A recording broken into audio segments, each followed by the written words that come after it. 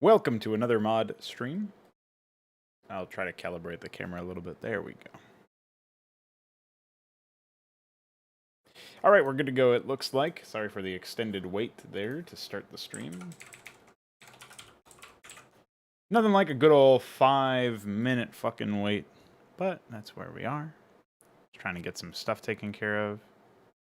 And, yeah.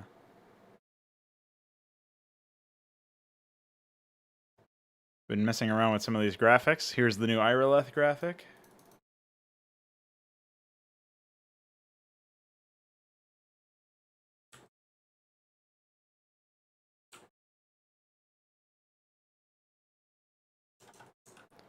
That seems a little off-center there for some reason. Wonder if I can fix that somehow.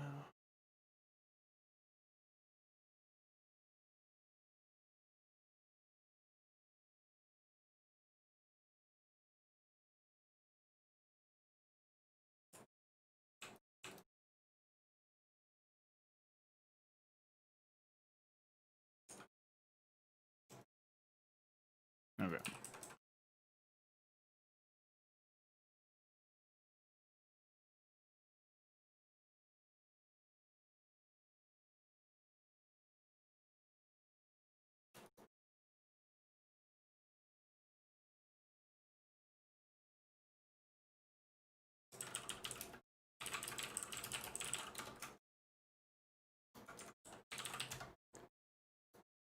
So we got big plans today, naturally. It's a fraud day. We will be frauding. I have to look around here for some more balance changes to make, because I'm pretty sure I didn't get them all. Oh yes, all the Protoss things need to be done, pretty sure. Well, all of them. Just a few here. That one's already taken care of.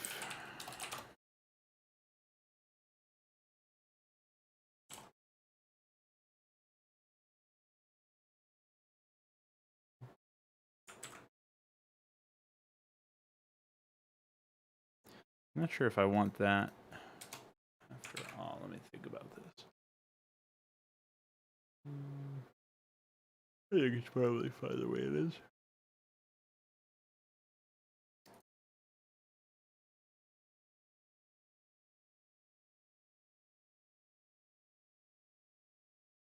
Did I already do that?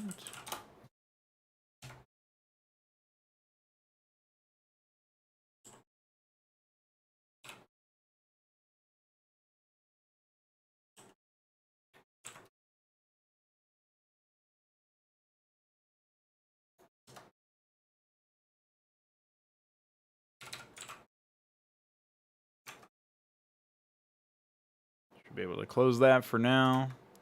I was doing some crazy shit yesterday, but turns out I didn't really need to worry about it as much as I thought.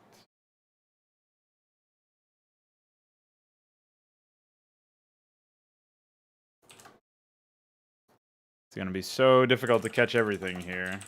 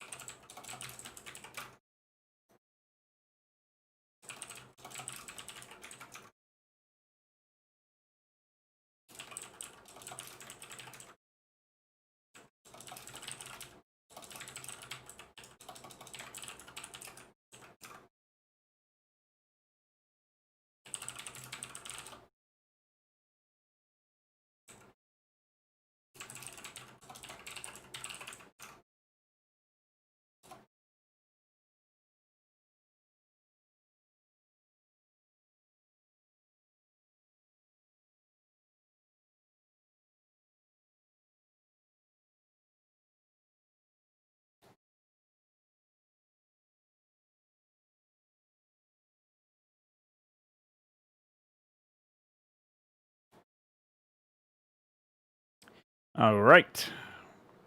I think we've done most of the changes that we actually need. The silver lining here is that really I didn't forget much.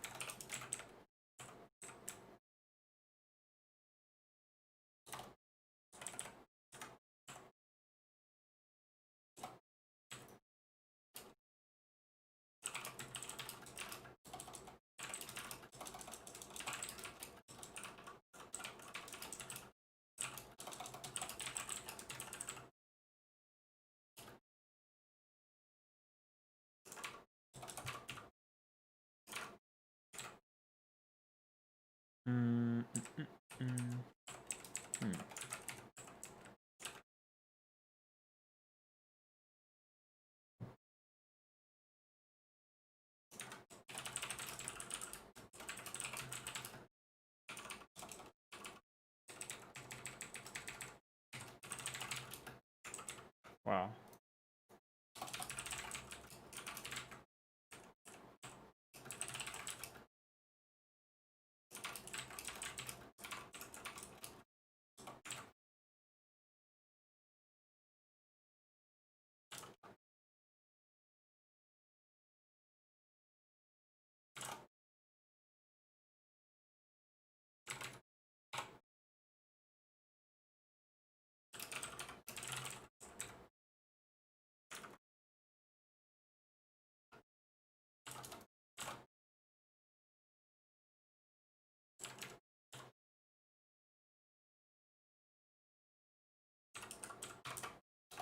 What a weird amount of time.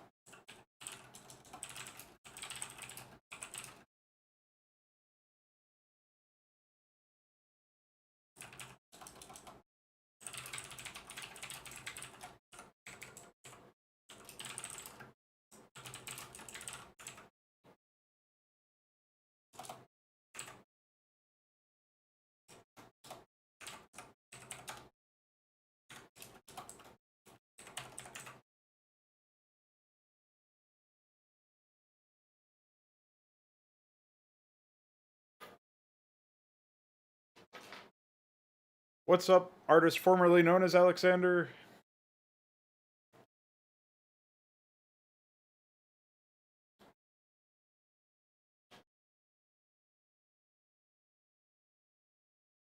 I saw your Discord name change.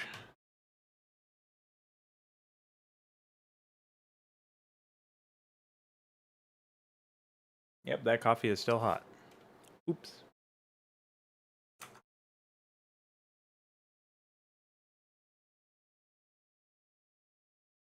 Right now I'm well, okay, so listen, man.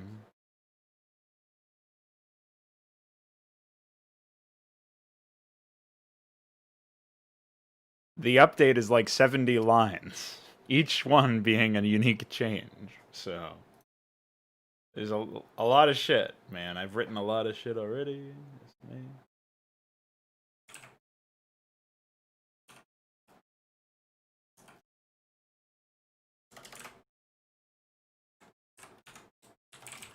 Oh yeah, that actually should be down here. It's not implemented yet. SMH. Protoss kind of got the least amount of changes from this update, but even they are still pretty strong. in their own way. I forget what it was going to say. Oh, yeah. So, okay. Just a little bit, yeah. I might also decide to make them benefit from the Requiem Afterburners upgrade, or have their own version of the same upgrade. I think it would make more sense to combine it. There's going to be an upgrade that increases the Madrigal missile speed. And so also working for the Shaman might make sense. I mean, the Paladin might make sense because they come from the same structure. So...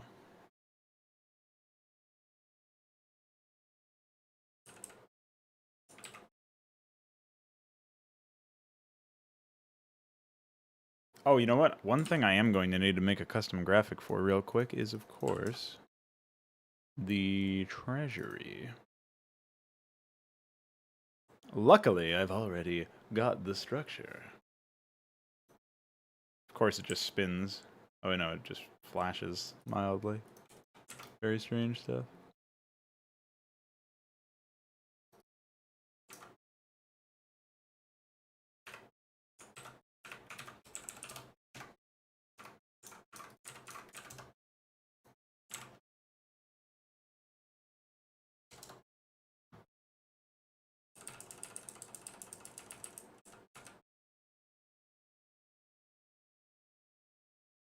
Okay.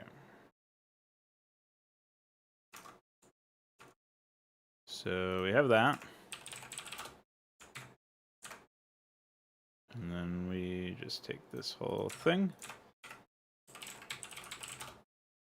And we get started on the shadow.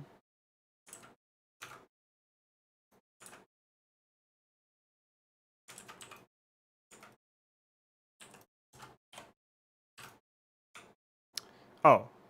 Well, I guess before we do the shadow, I should actually extract the image into frame sets.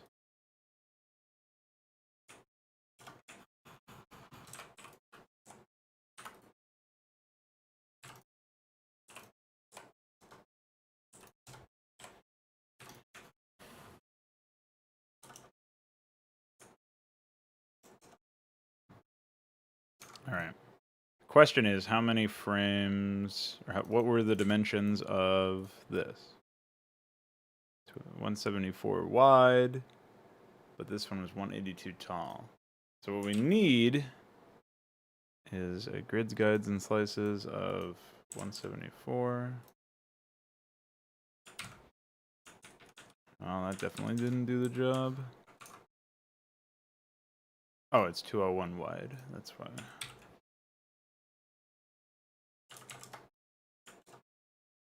Okay. And then what was the dimension of this? It was 182. So if we assume that that is the cap,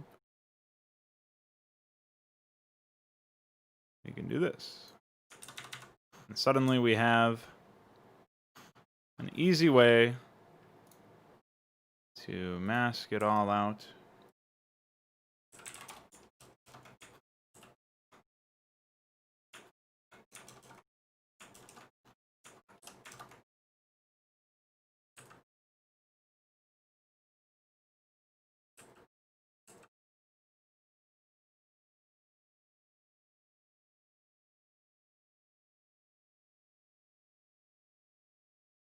You gotta wonder where all of the lighting is coming from in this game. Very peculiar.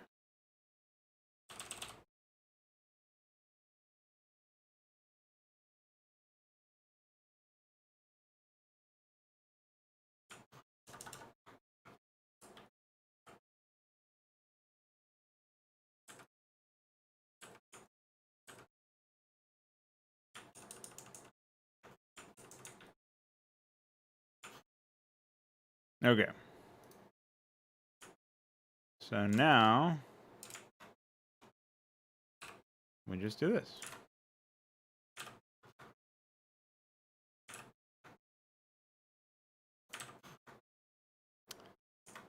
My only problem is this structure might be way bigger than what I'm supposed to implement it as.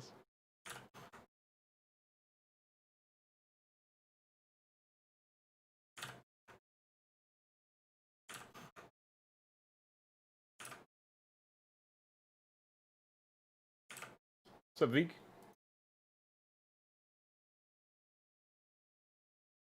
Single player scenario, what, in Starcraft? Which tutorials were you looking at? Anything about like setting up the tools is probably outdated, but then you just follow the stuff on the guide.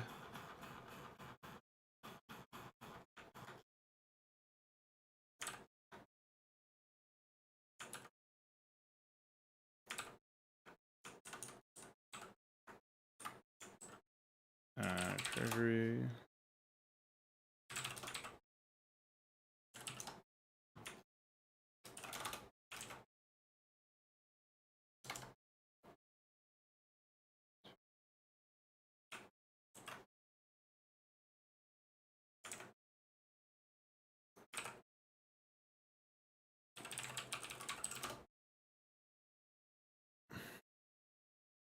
Hey, wait.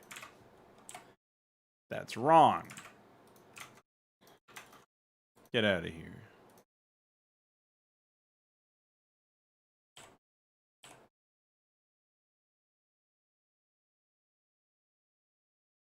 I don't remember how many there were. I think it was 21.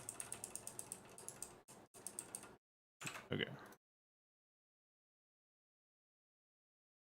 So we'll go ahead and export these as 1 BMP per frame.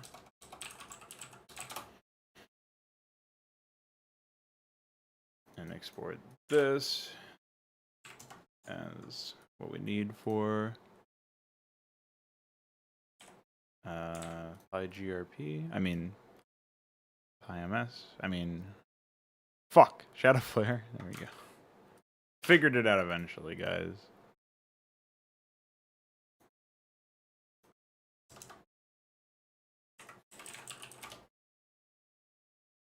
Oh, that's an old one, so get rid of it.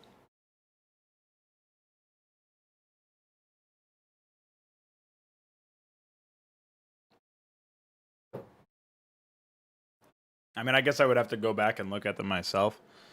I think that the one that explains how campaign AI is set up without, where it says like no modding required or whatever. Or no, the implementing campaign AI one, it's not a tutorial in the way that you follow the steps that I follow, but I basically just show the structure of it. So tutorial is probably the wrong word for the video. But it's like a primer for how to like interpret the AI in the first place, and actually how to implement it. So I don't think that process has changed at all. Maybe some of the technical information that I say is inaccurate now. Like I might talk about limitations that we've since surpassed or something, but I'm pretty sure that's an example of a video that stood the test of time, as it were. Because we don't have like a brand new scripting system. We don't have like, you know, we don't have any of that stuff yet. So it's unrelated.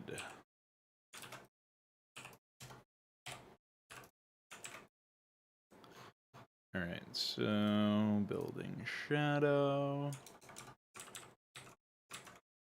Let's see, what's this? I'll just do it myself real quick.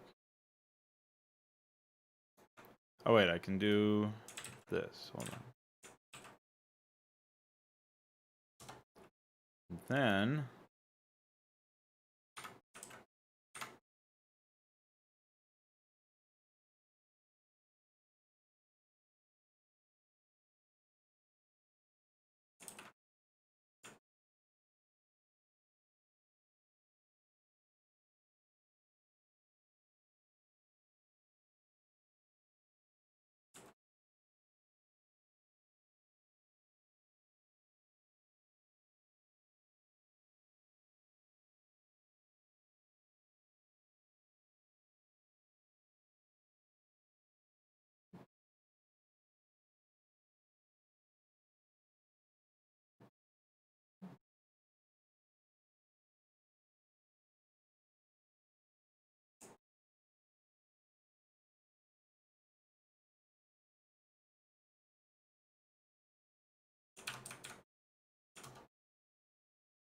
okay. We can deal with that. I only hope that the I'll make a copy of it real quick in case, because it'll be annoying otherwise, but hopefully it doesn't screw that one up.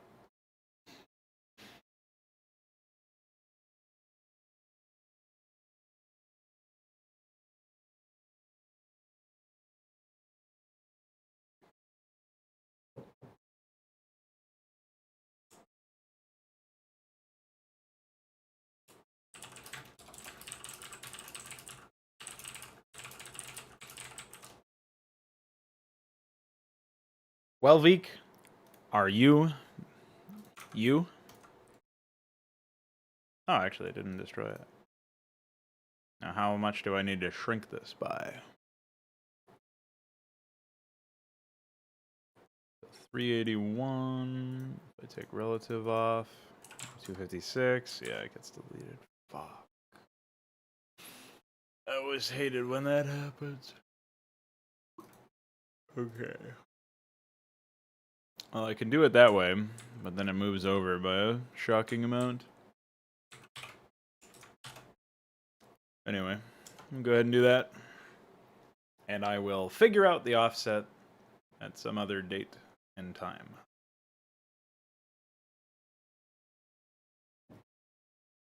AKA right now. So if we open this, and then we open this, I'll just process it real quick. This is 256 by 212, so we'll say 256 by 212. Copy this, paste it.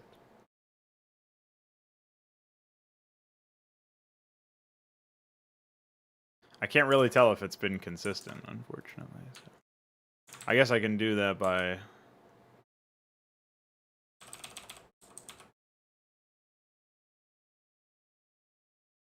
doing something like that. Well, actually, there's a smarter way to do this. It's just canvassing it out so that we have the same height and width. We copy this, put it over here. Oh boy. Yeah, it looks like we have to go to the left by 63 pixels. That's reasonable. At least I know that now. Let me just write that down here.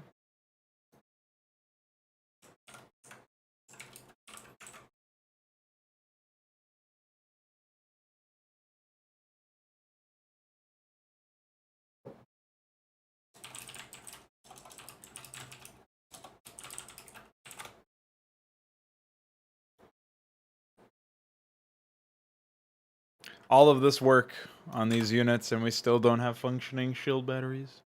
S, M, H.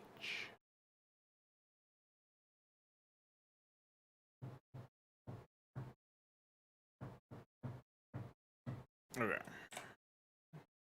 Get rid of this and that and the other thing.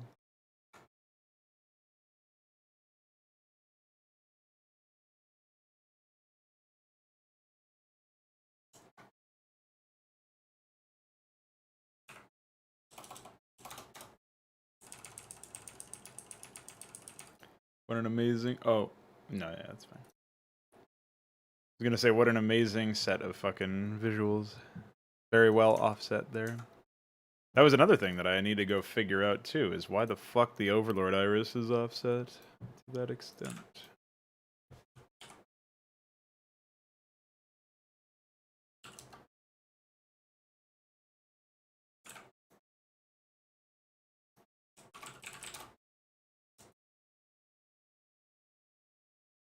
Okay. I already had that folder open that whole time, which is pretty funny.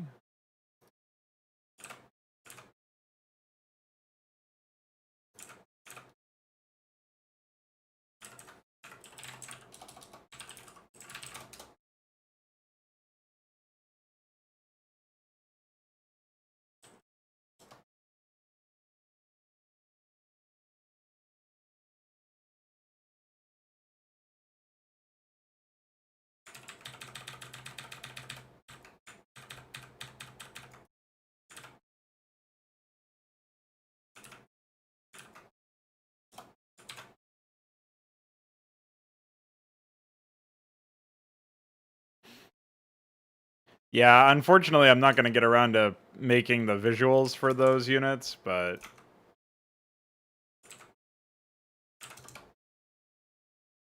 let's just say there's some pretty intense shit happening. I haven't tried the latest plugin yet either.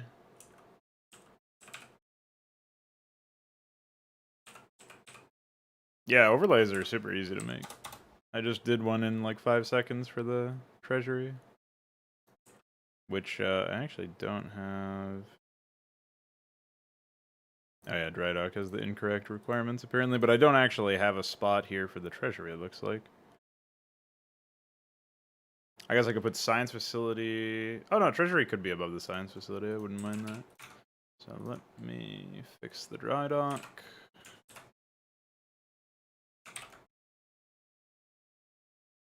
I can probably find something from the Five Nations assets, but I'm not worried about that right now because I got so much other stuff to do. Let's see. Dry dock.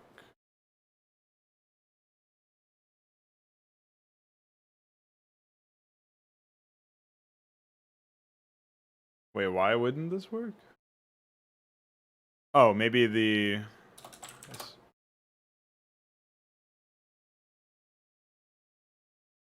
Oh, I see. I was one down. One too far. So we'll see here. I don't remember what unit ID the treasury is.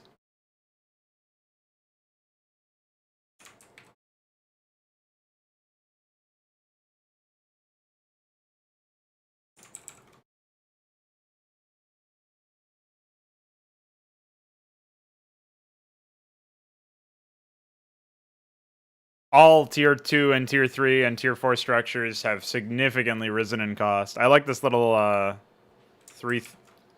thing over there. I like that there's like a little line of fucking unused icons.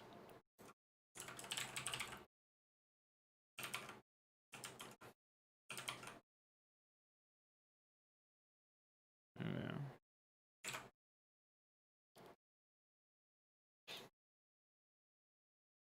There's 3.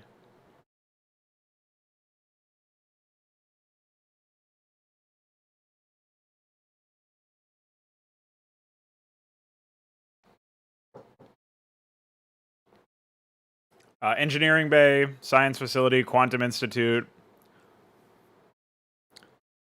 I guess for Protoss it's Forge. Protoss is much more decentralized, so it's hard to point out to a specific one, but I guess it would be like Forge, Citadel, Templar. If you wanted to pick a series. And then Grand Library. So I guess it's more like Citadel, Templar, Grand Library, but... That kind of makes me think, like... I don't know, the Protoss sector would need to be butchered way more than we've already done to make it work with that thematic, but... I don't know. I think their interdependence idea is kind of neat. But there should probably be some sort of economic return on the other side. Oh, there's nothing about will. They already are. But yeah. Let me see if I can build dry docks now. Like engineering base 200, 200 now? Pretty sure. Let me see. Maybe it's 200, 100. No, it's 200, 200.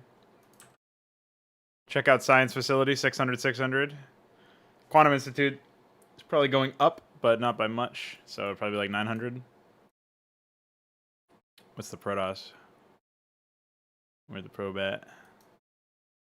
So we have Forge. I haven't actually shipped done any changes to.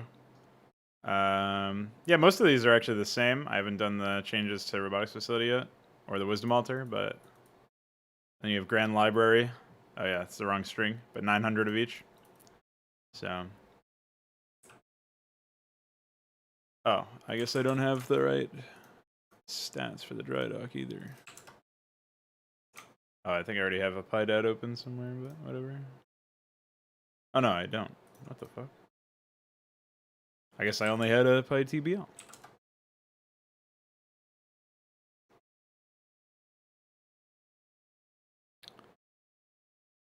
Well, imagine what tier 5 would be if we had it in the game.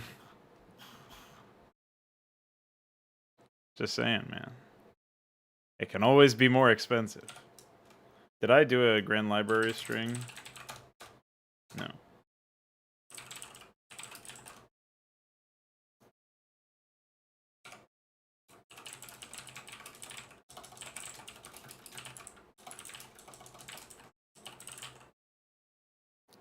$13.75.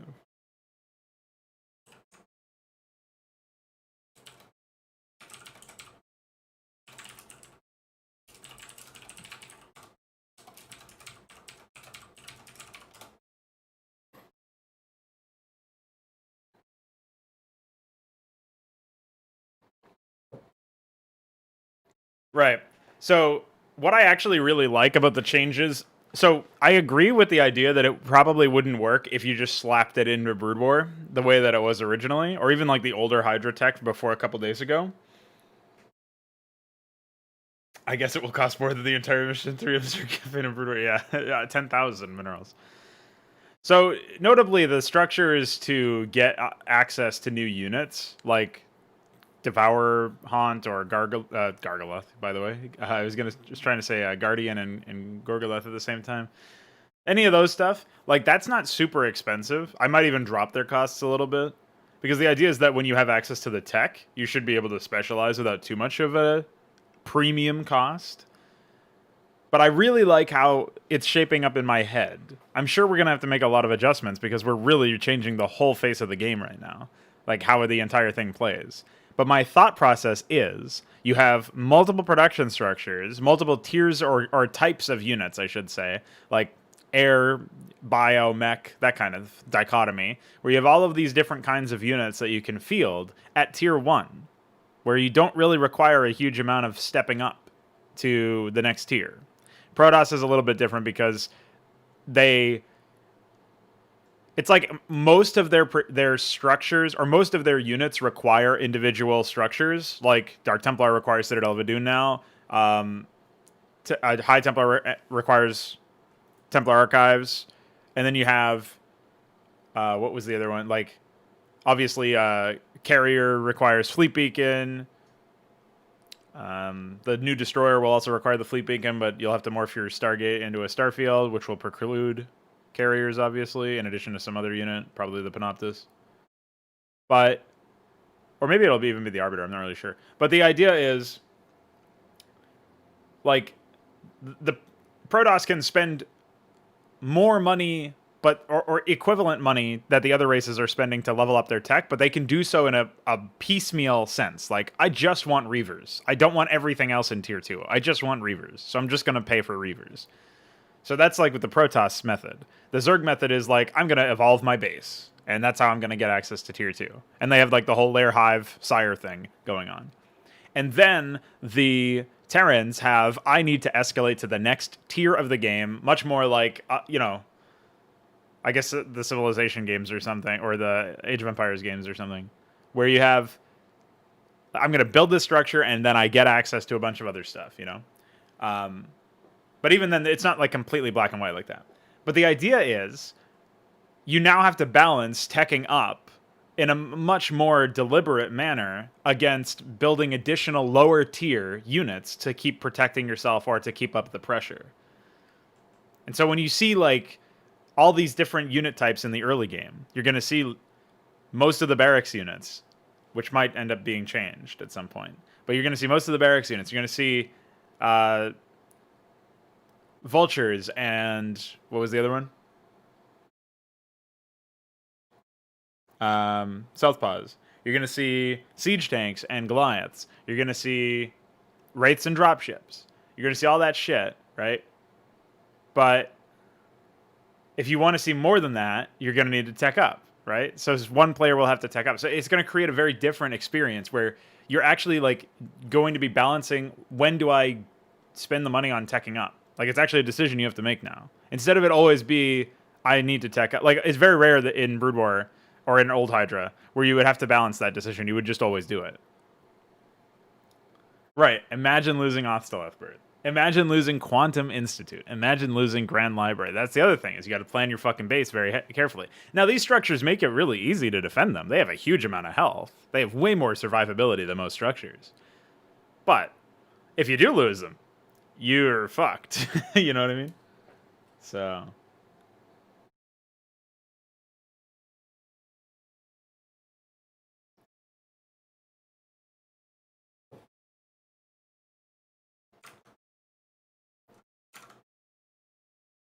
So that's the thing, basically, is I was thinking a little bit more about the armory and dry dock thing.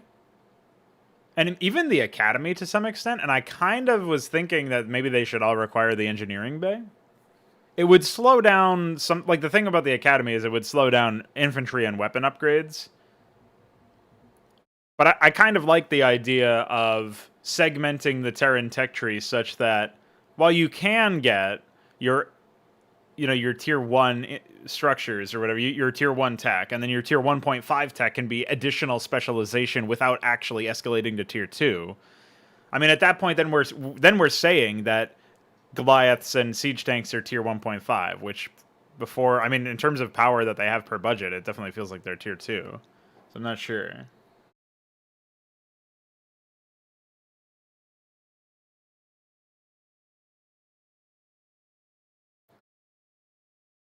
Yeah, imagine losing a Lazarus stock. It's a real big, impactful moment when you lose something like that.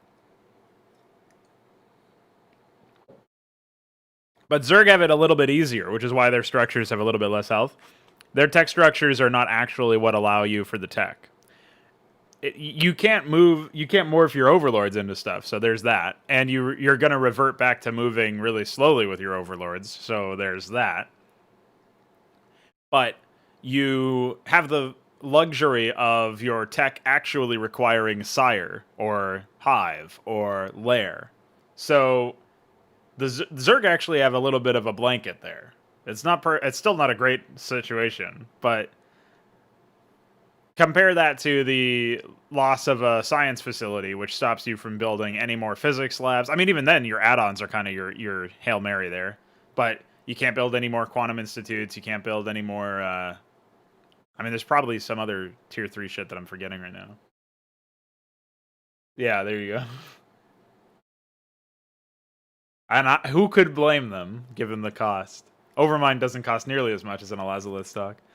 But, yeah, so, like, you have all these ideas.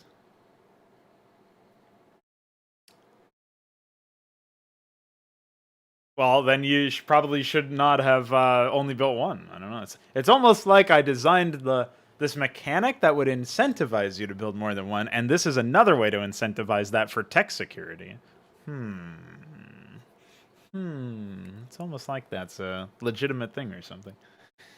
But yeah, I mean, that's the same thing. I mean, that's what happens in Brood War currently. You don't see multiple layers or hives. There's one or two rare occasions in Brood War PvP, like 1v1 player versus player, where I've seen somebody morph a lair, and because they know that when it finishes, they're gonna have more health or something, so they do it to They do it to keep the structure alive in a faraway expansion or something like that. So it's a really weird gimmick play, which whatever. That's a legitimate use of the mechanics, but it's just not really it's not for the same reason, right? It's very niche.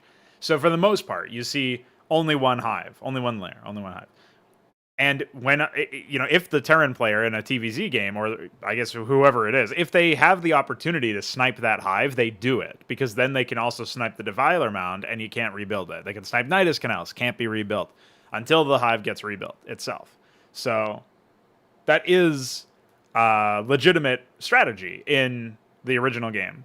And in StarCraft 2, hive snipes have been something that have been seen all the time. You get Doom drops into the base, and they specifically target the hive, at least back when I watched the very limited amount of esports that I did in that game circuit. I remember seeing that all the time. So that's like one of those things that I feel like is a perfectly legitimate strategy that's been done in multiple RTS games, if you can call StarCraft 2 an RTS.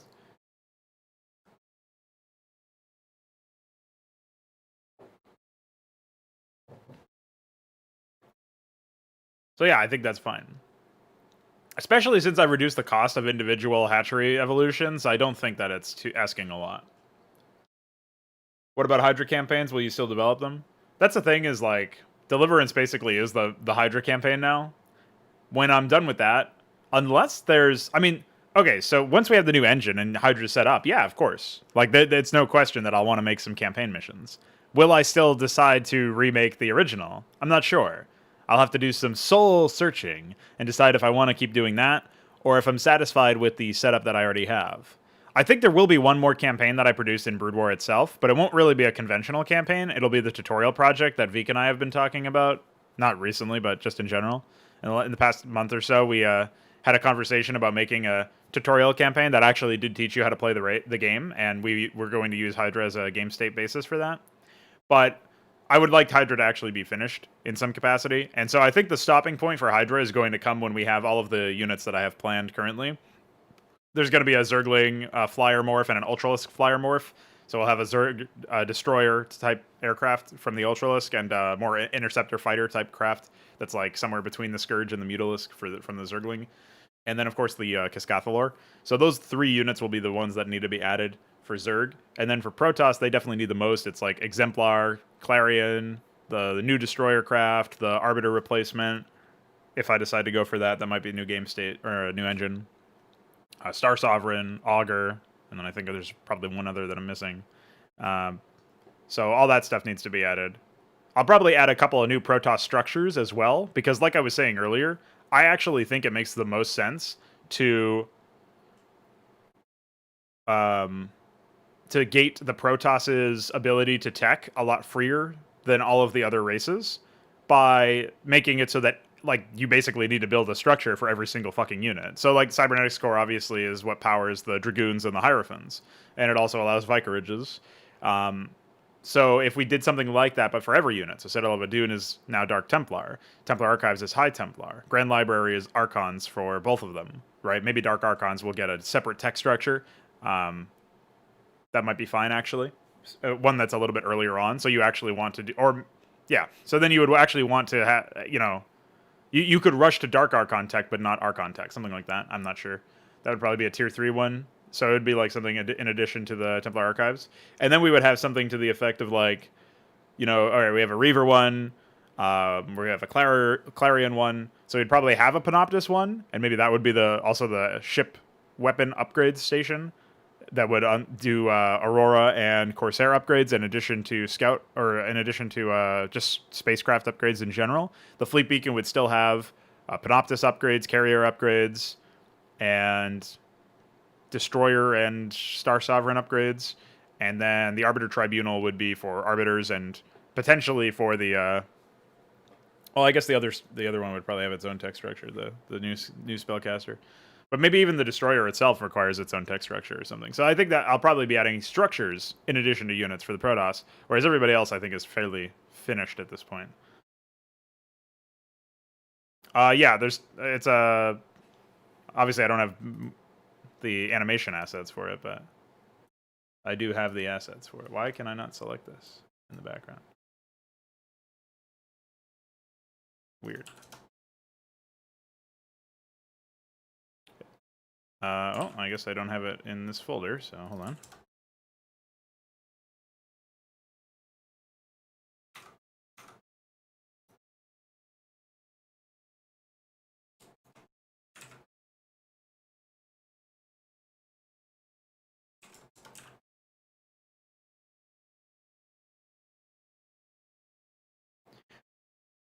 Veeq and I were talking about these Five Nations assets, and we would definitely have a much easier time editing them and preserving their team color and lighting and stuff if we were able to organize the individual frames into a set of frame sets that's like identical to how StarCraft organizes them through PyGRP, or how PyGRP organizes them.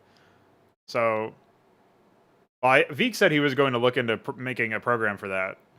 But maybe you have some other ideas for that too. So basically, it would keep them in PNG like all of these. It just would be organized instead of an atlas, so that we could just index it to BMP, import it with PyGRP, export it for SFGRP conv, and then it would be a GRP, and we'd be able to throw it in there. So saves us the step later on. We could edit the atlas itself, but that would be really annoying.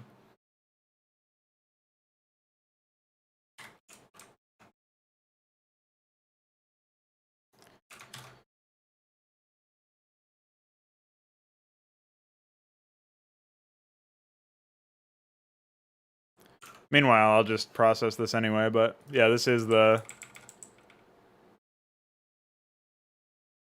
I guess the problem is there's not really a melee attack animation for this guy, so he might end up being a short-range projectile unit or something.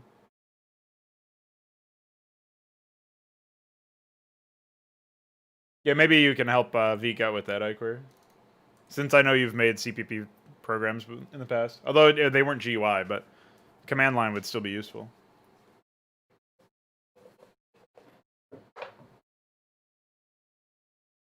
Yeah, there are 32 direction facing, or... Well, some of these small ones have 16, but they face all of them. We just can't use them in Starcraft. When we have the new engine, we'll be able to use them, and they'll be able to look that much better.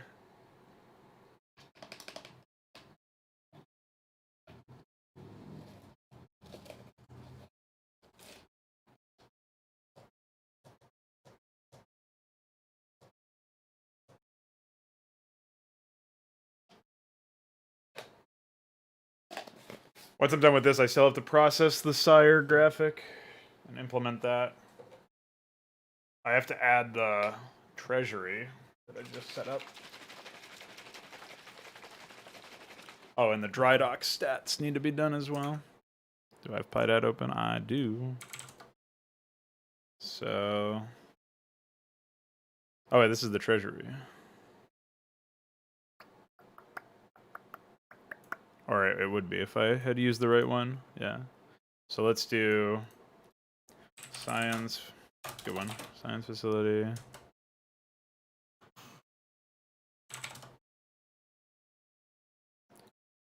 What was the cost for the treasury that I had set up?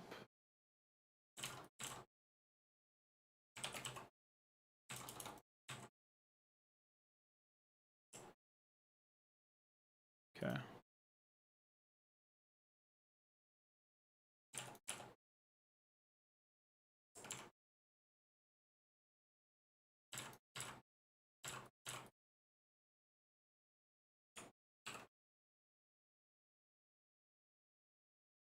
Oh yeah, and then in advanced flying building needs to be ticked off.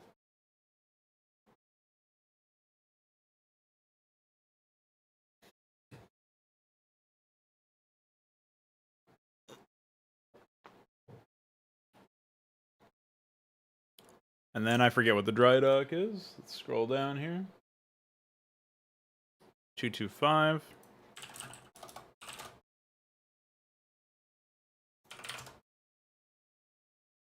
I'll probably be able to use an outlive structure as the graphic for this one.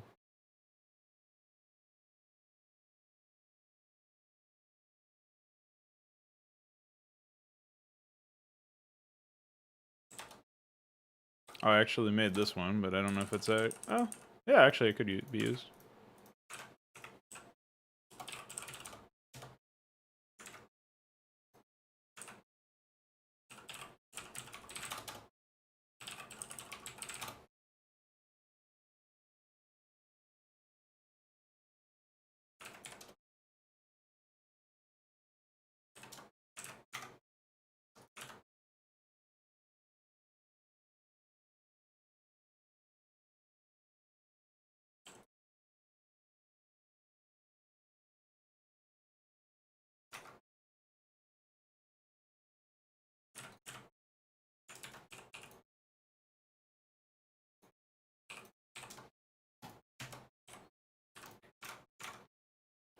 Oh, this is a classic.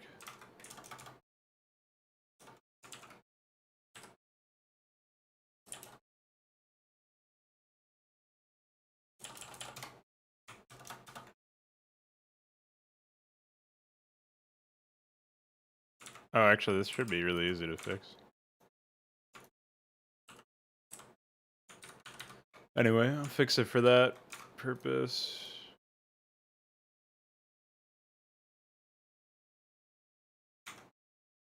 Hold on.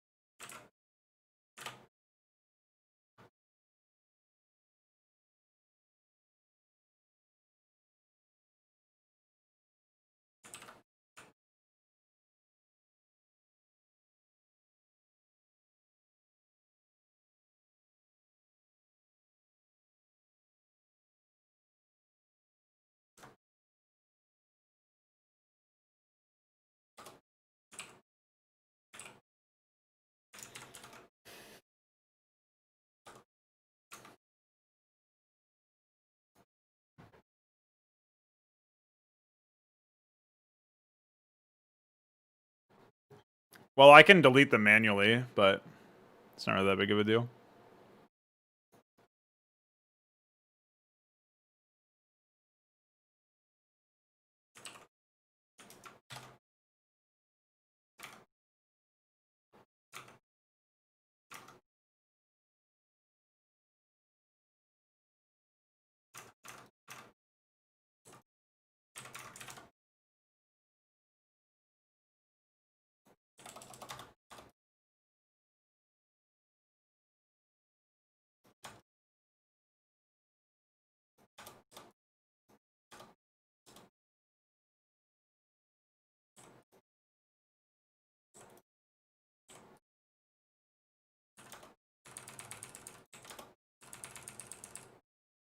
Okay.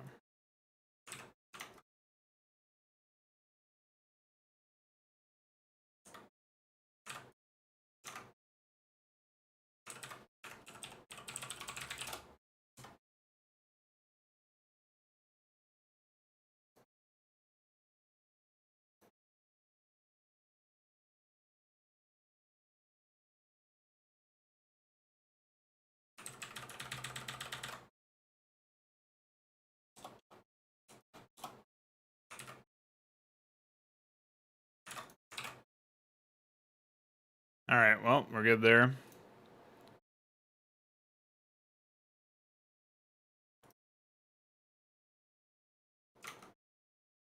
Close that.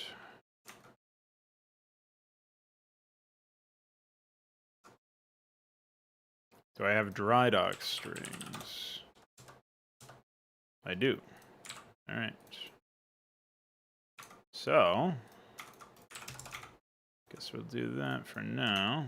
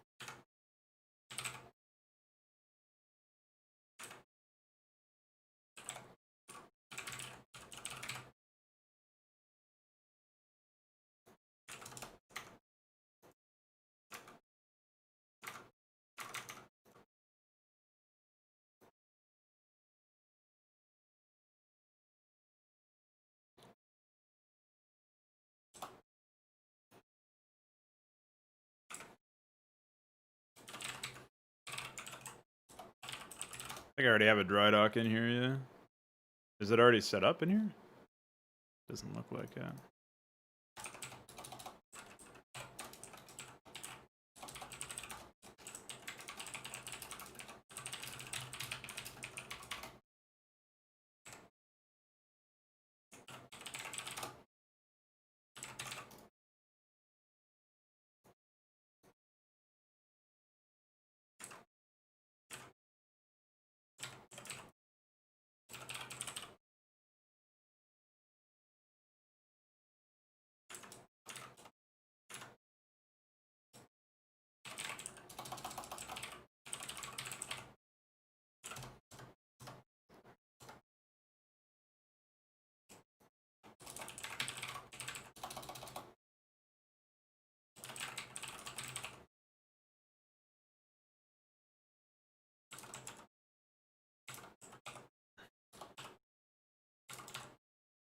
Oh. I don't know how I always miscount those.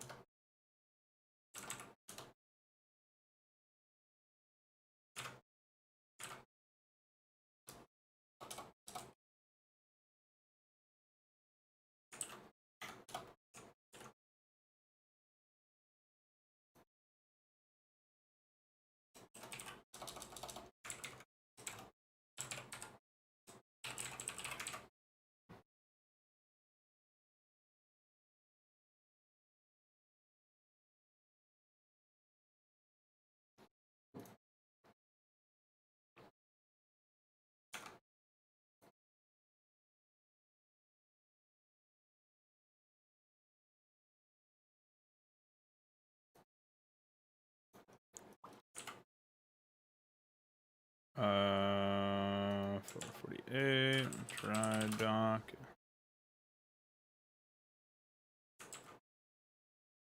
Oh, I already had one.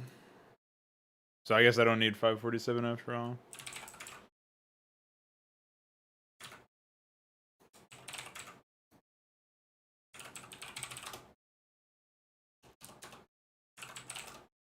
Get out of here.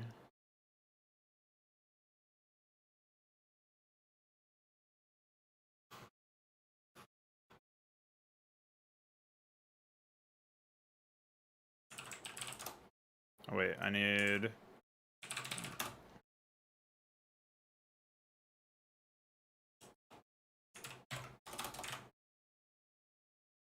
Okay.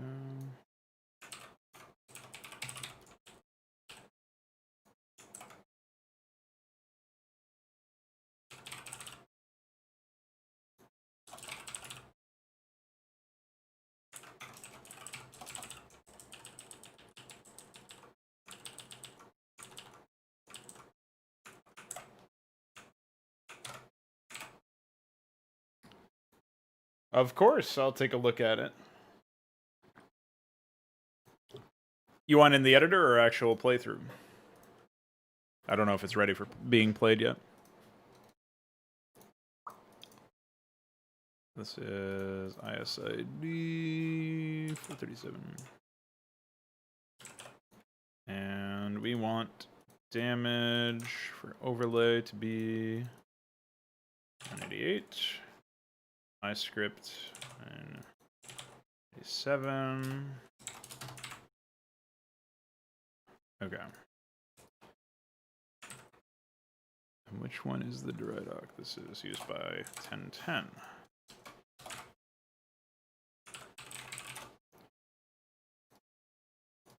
GRP ID for this is 989. Damage is 991. And iScript ID is 438.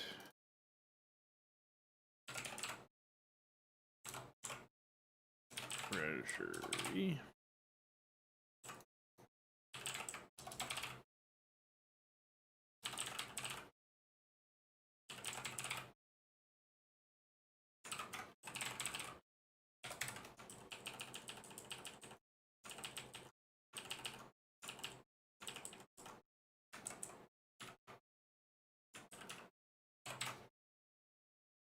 Gotcha.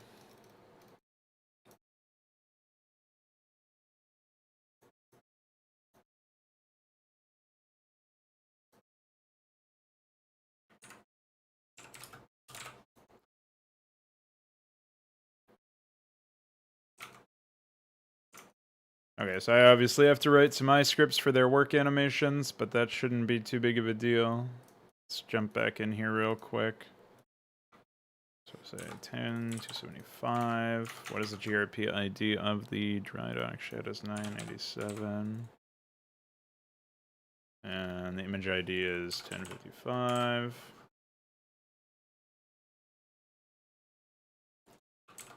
7 for that one.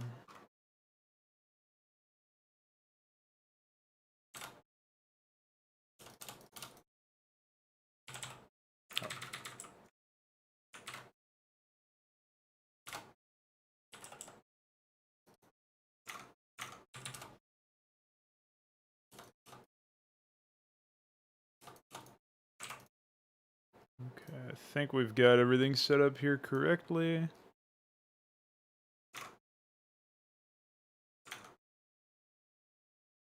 I guess I'll quickly jump back up to the dry dock, make sure this is 998, yeah.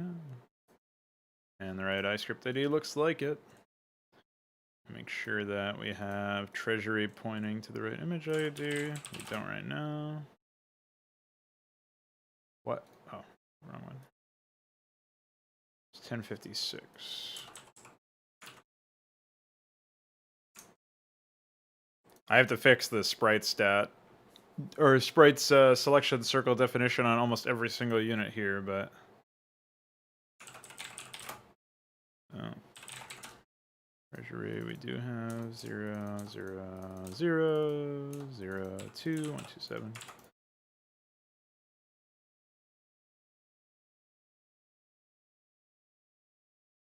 All right, so that's that. I think we're good there.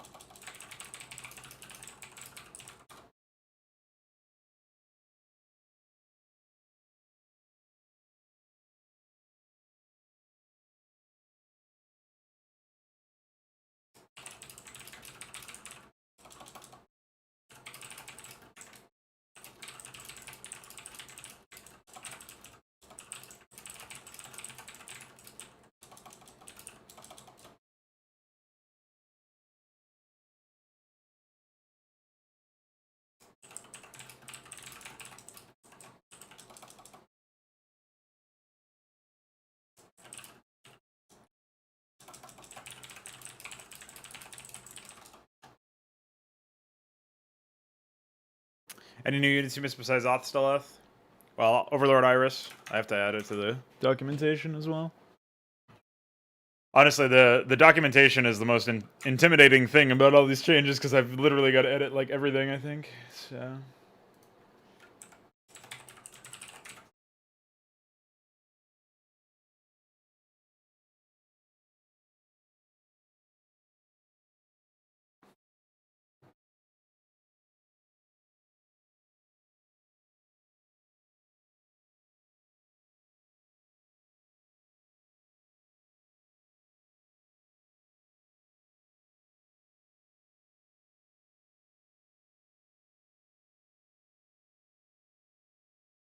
But no, I think it's mostly been structures.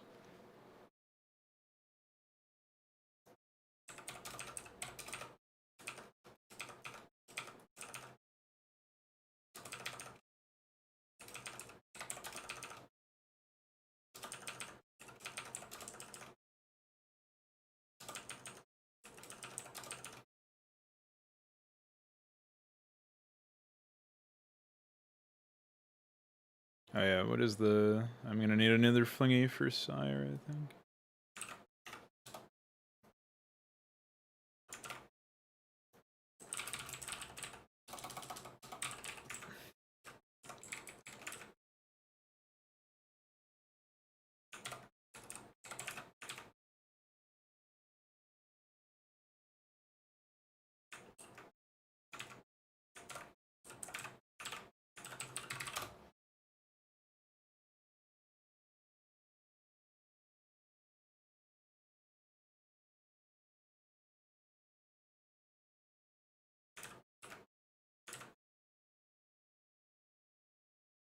Oh shit, we are within spitting distance of the current cap of the deliverance units. That's pretty bad.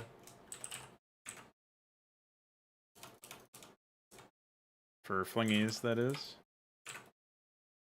In fact, we have 2 more entries we can use for Hydra if we don't want to start overwriting these.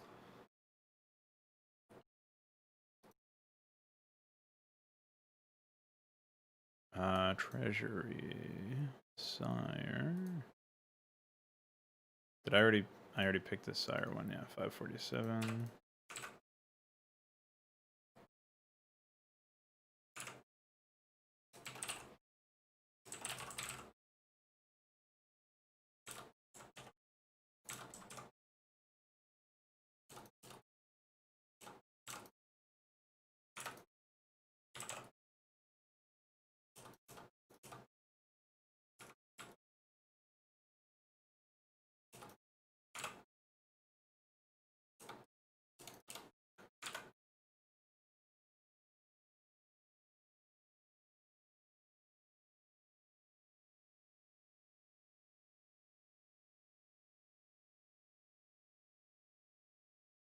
I do not have a read for final hour now. I can probably find one though. I tend to wait for that shit to be actually implemented. I know it's probably annoying for you, but for me it's like...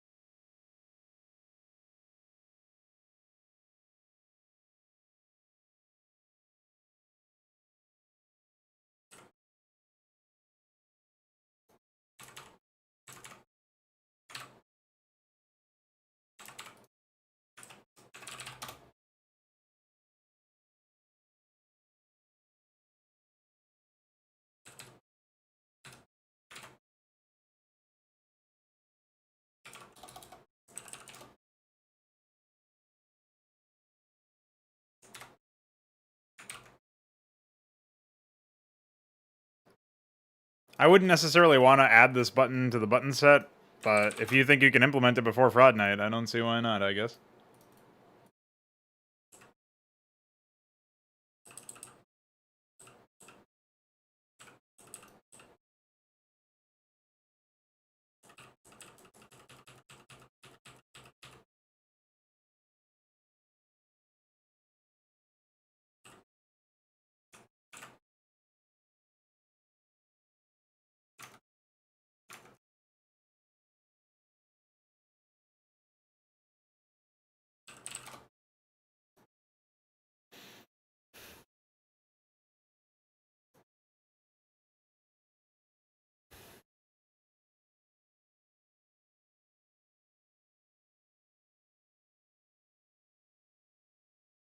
Yeah, it is. It's can create unit building. Although I think the action is different. Hold on. Unit morph. Yeah, okay. That's what it needs to be. All right. So that's in. And go ahead and close that out for now.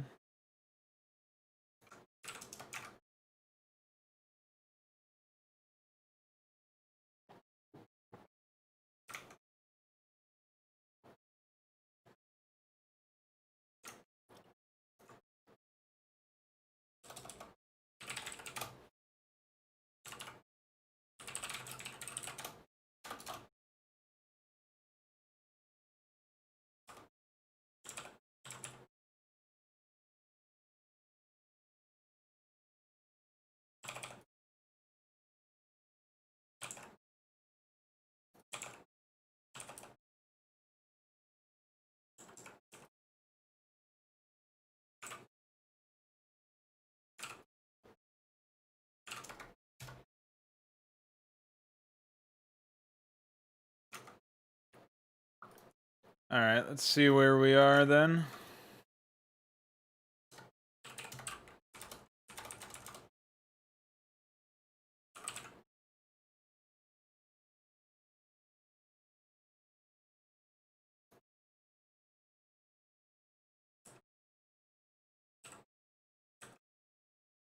Oh, it's the wrong string, basically.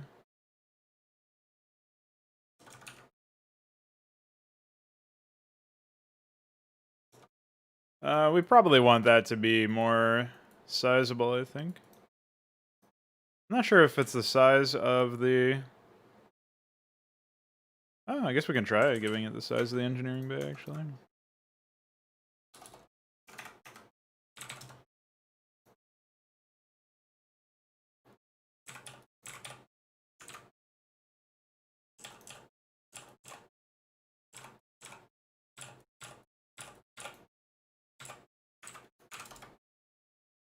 And then for strings...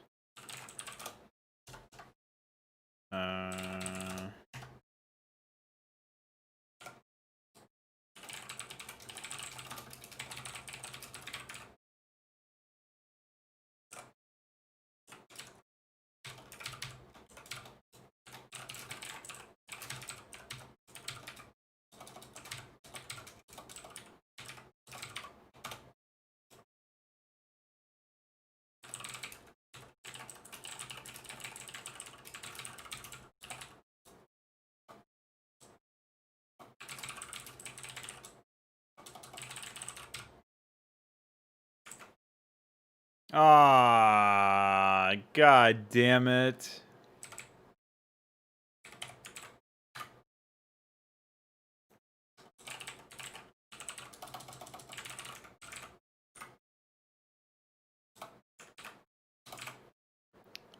I can't believe this. Wah. Well, boys, we're back to not being able to add strings.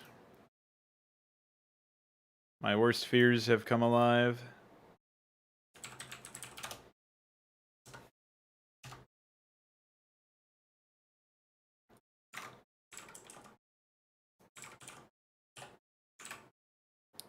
Anyway, we have F, S, T, A, D, C, Q. Okay, that's fine.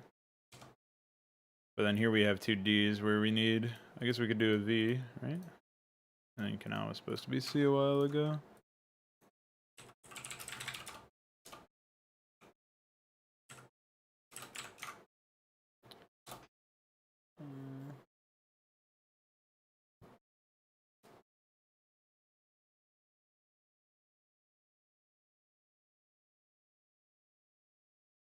Yeah, TBL extender Veeq did in like 5 seconds, but the actual changes need to be done in the game. My soul burns. I think he's talking about mine.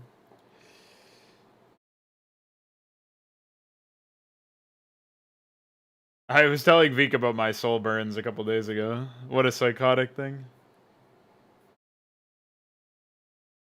But yeah, we actually have the tools for the TBL extender just fine. We just need to add support for it in the game. I don't think I can remove anything else from the file either. I don't think there's any more workarounds that we have.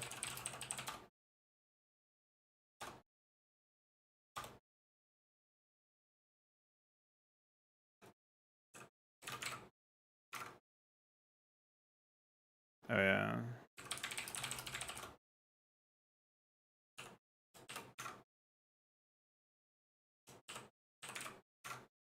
Alright, I think those are all the hotkey conflicts.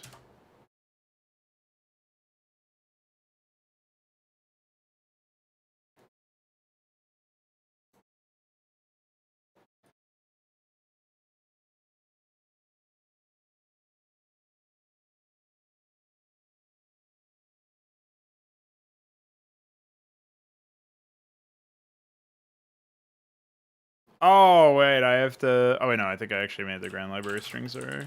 I just didn't specify them.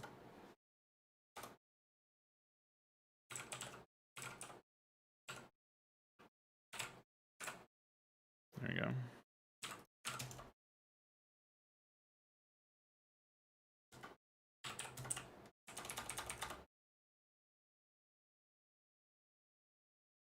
I'm not removing weapon names. I'm not removing anything that's actually used in the game. That would be pretty stupid. So yeah, I think right now all we need to do is fix up the quarry. Did this not save? Oh, I changed it from this unit. Or no, I didn't? What did I actually modify?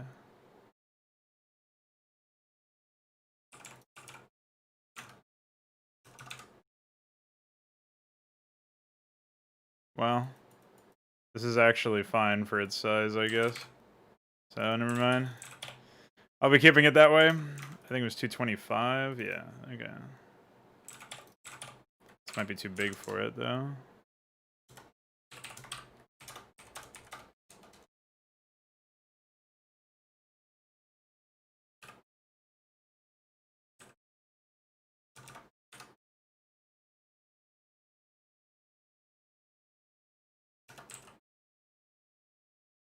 Yeah, I feel like that's pretty good.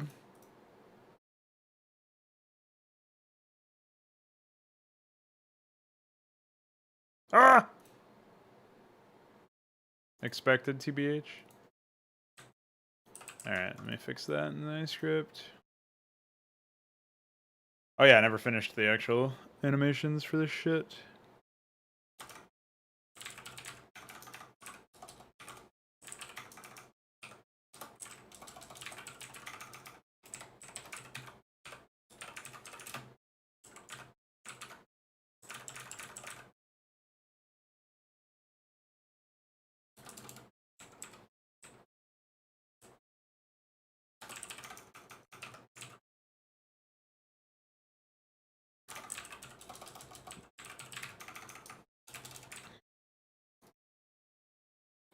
I guess we can just get rid of this altogether and make that. Yeah, I think there's only 9 frames in this graphic, so. Alright, I can't do the other one without looking at the actual graphic, though. Well, I guess I could. There's 21 frames, so... it should be... playing the last one here. We're almost built. Get rid of the working to idle. And in here we just do... play frame... 1... 2...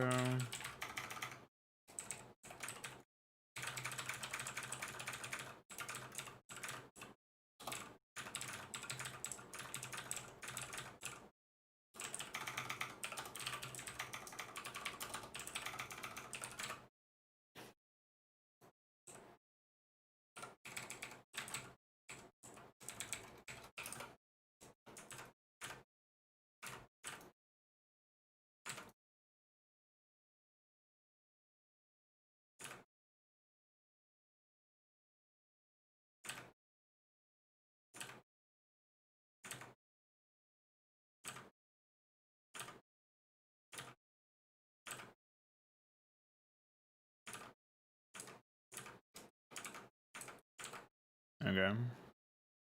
That should be good.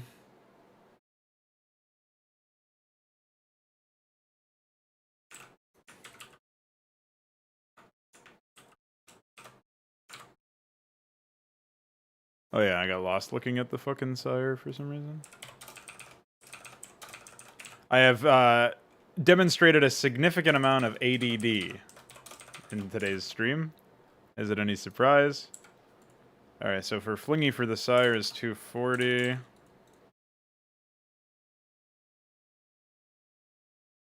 No, it plays a idle animation.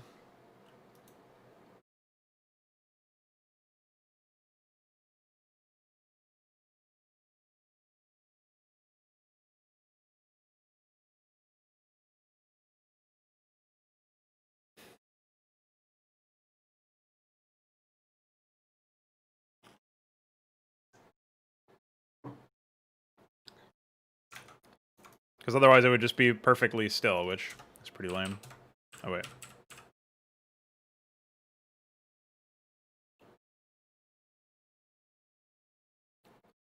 Um, 240. Did I add a sire one in here? Oh yeah, 547, but the image ID is not here yet, so it's 1058. And then in 1058 we have Sire and Sire Shad. Okay. I think this is the last thing that I have to add. I don't remember if I made the strings for the Sire yet though, so that's going to be a problem if I haven't. I think actually I do think I did. Zerg Sire.grp. Shad.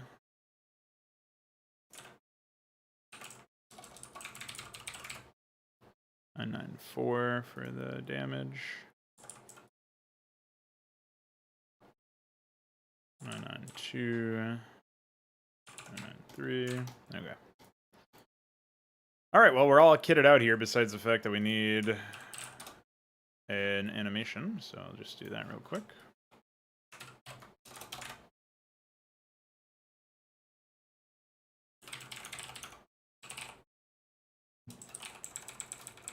Was this 1058, right?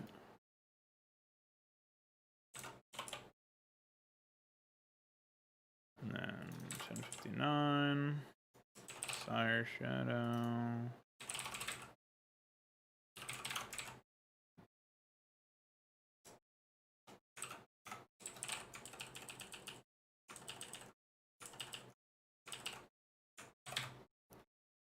Okay. Just gotta write the ice script. I don't actually remember if I added... Oh yeah, I haven't even processed the graphic yet. Fuck. Okay. So we need to do that, and then we need to...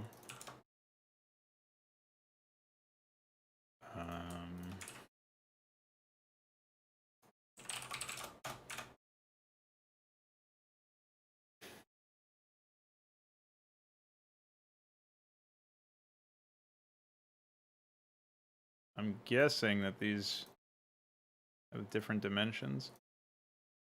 Yeah. So it looks like they should all be a maximum of 221 is the highest I'm seeing there. And then the width is stable at 184, but 225 is actually the highest. Apparently. Yeah, looks like it. All right, so let's canvas this whole folder to be 184 by 225 real quick. Hello? Okay. 184, 225.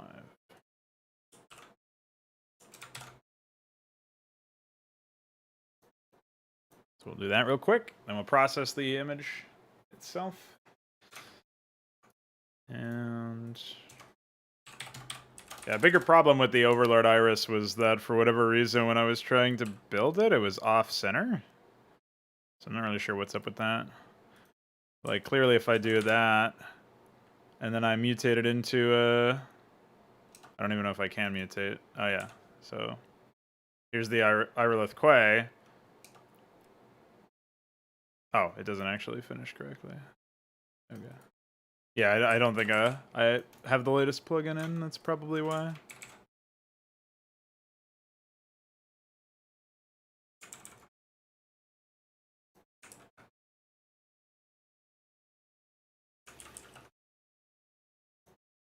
Hey, at least with Icor's latest work on the extenders, maybe everything will work out with TBL extenders in the future as well.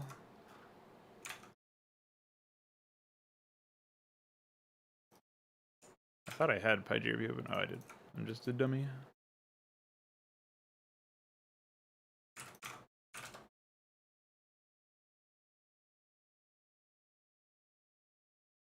Okay, let's do it like this.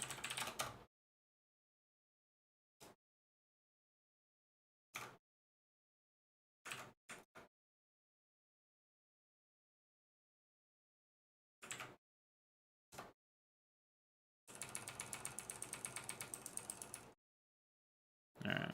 I'm going to have to edit that, obviously. Oh, and these frames are probably not...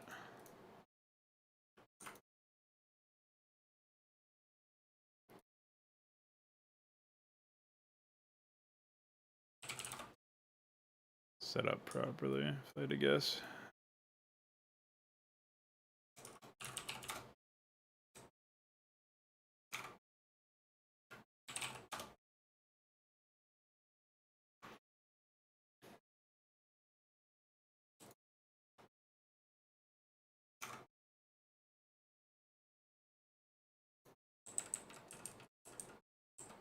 So from basically the first 21 are part of the same file. Yeah, there's a few cases where it jumps up and down.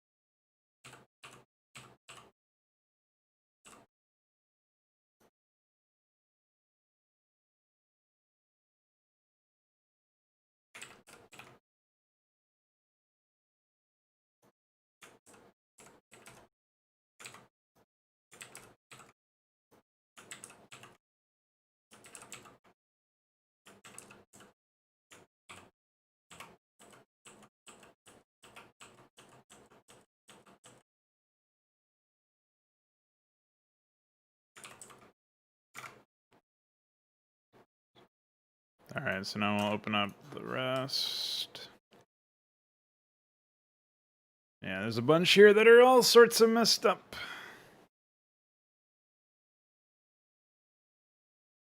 So hold on, let me jump back to 21 here.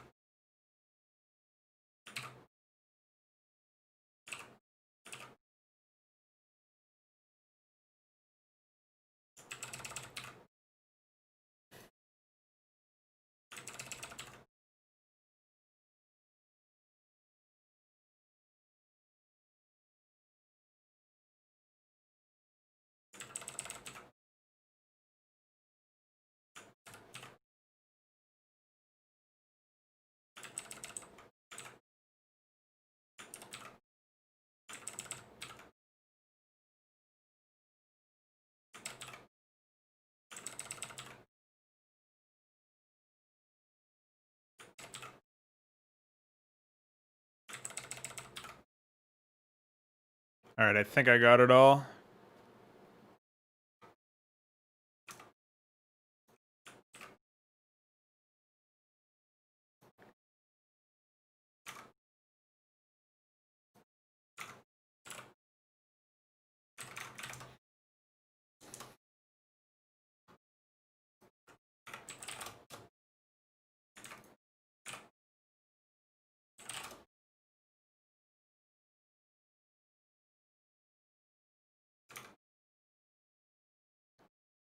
It's practically impossible to fix that on a larger scale.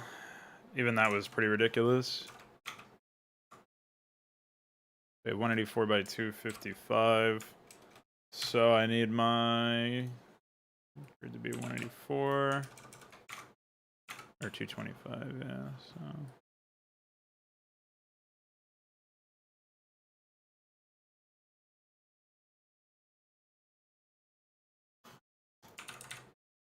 okay.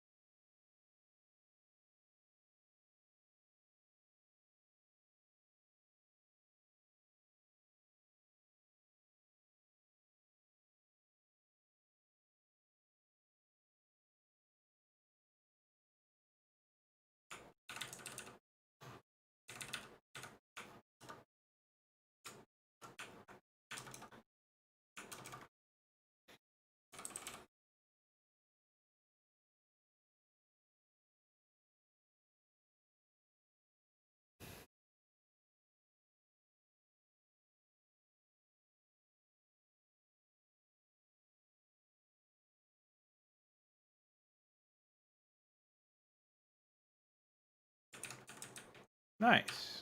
Dude, we got it, I think.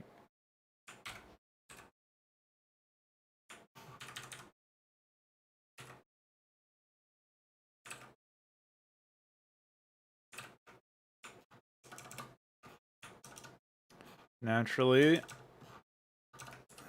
gotta add some more here.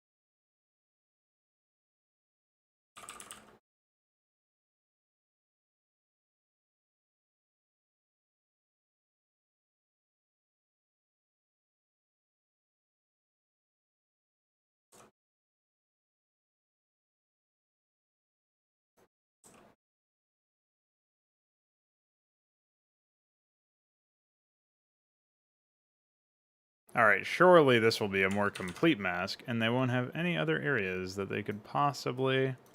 Oops.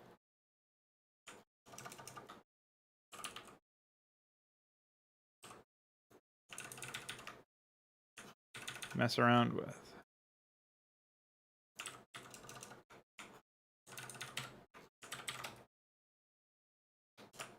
Amazing. Well, that's pretty dumb. I actually didn't expect there to be, like, animations for this.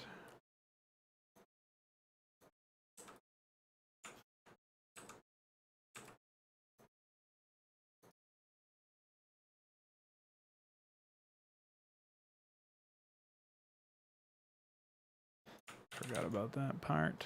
Okay.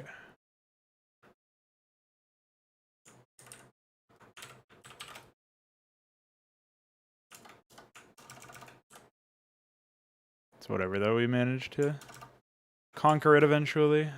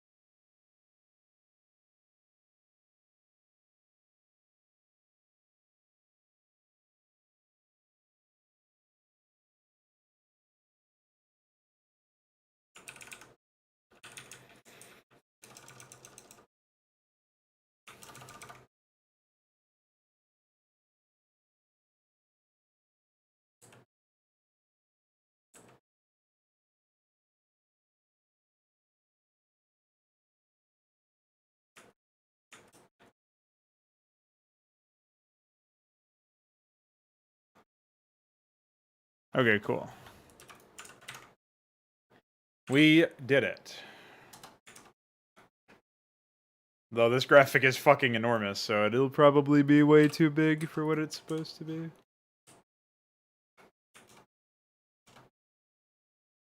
But hey, man. What are you gonna do?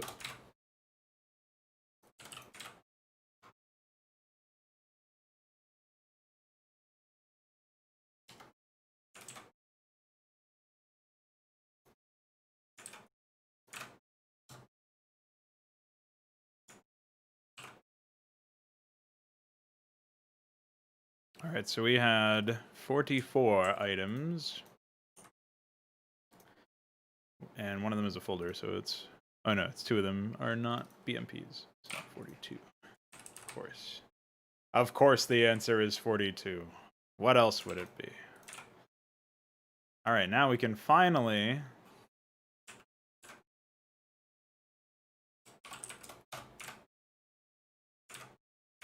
move that out. Add.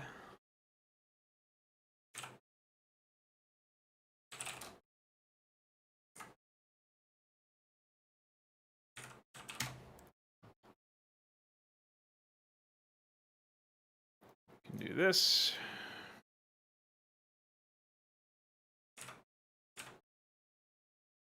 Alright, I gotta make the shadow. And then I think this is done. Of course, there's no AS support for any of this. Yet. It is what it is. What? Just turn that off, dude.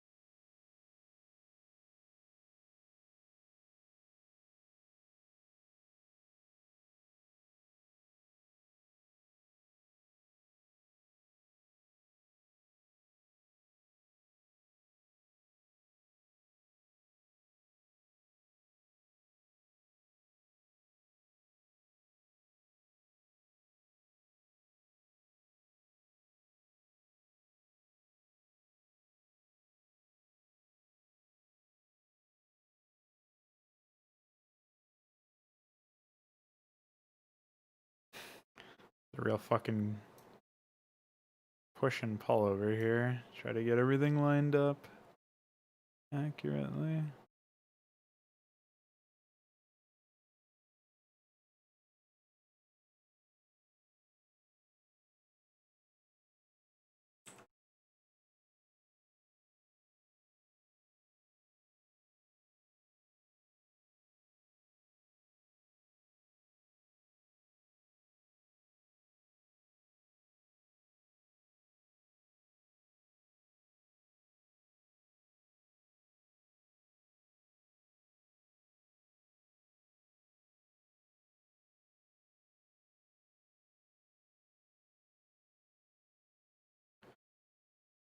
Well, that'll have to do for now. It is all a placeholder after all. Bing, bing, bing, bing, bong.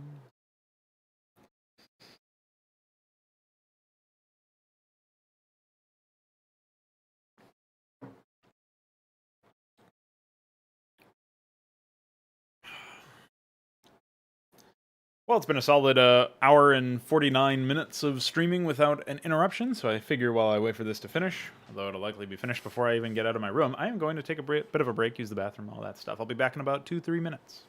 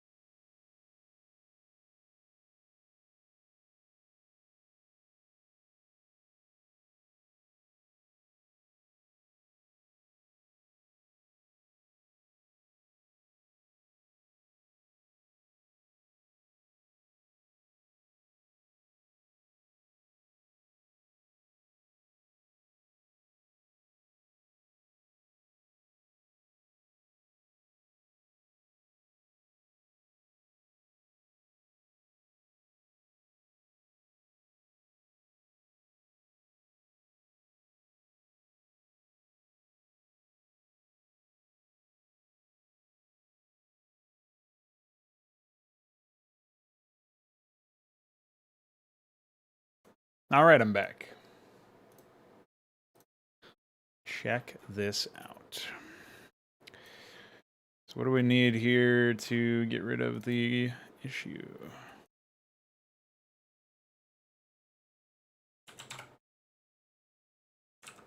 Oh. That actually almost works. I'm not sure if it works for all of them. Actually, it pretty much always does, which is pretty neat, I guess. So.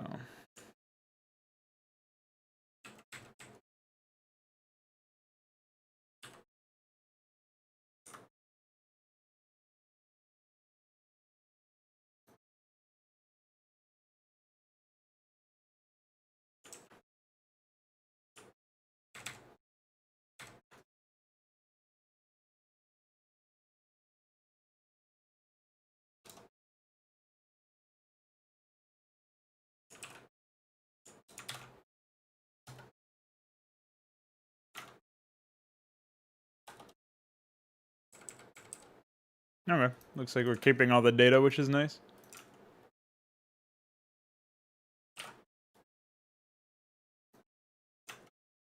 Did I process the actual graphic, or it doesn't look like it yet? So I'll do that with this.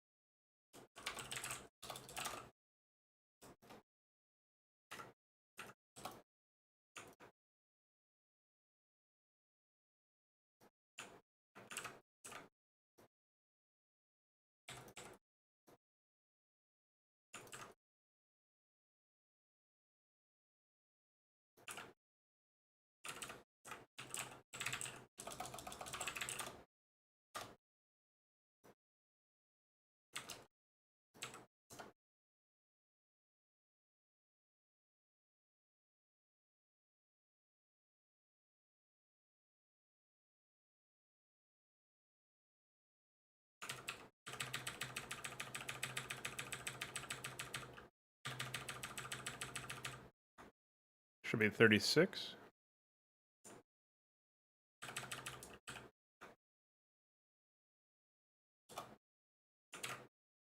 All right. Easy enough there.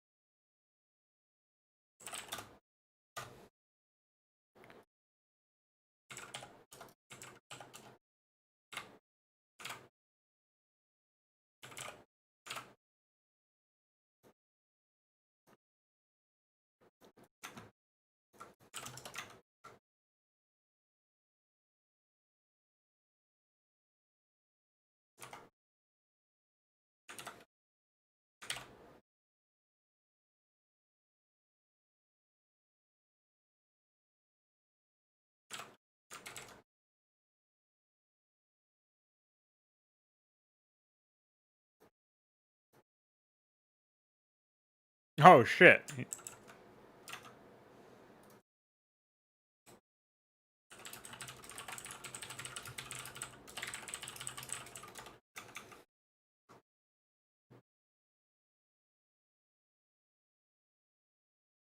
Why is dry dock so large?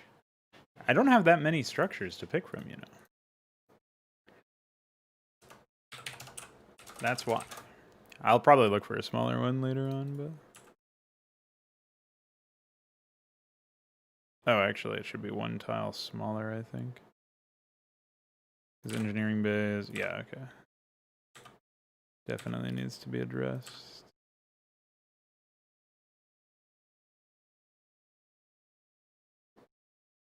This one is really the problem because this is supposed to be. I guess I could make it the same size as the other stuff, but all right. Let me take a look at the sire anyway. I don't think it actually works. Oh, yeah. I don't think we've added support for it just yet.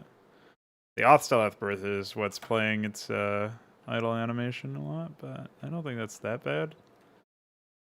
I guess I can add a bit of a longer delay or something in the idle animation for that.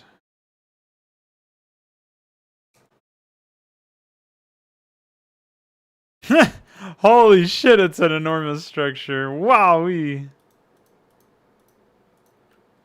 Wow. Might be a little fucking big, huh? Alright.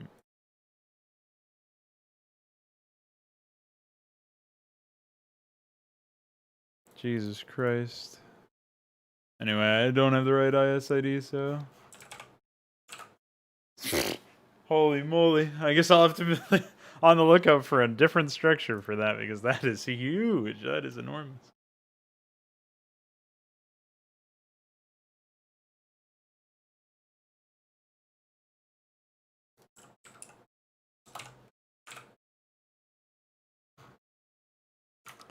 Alright, well...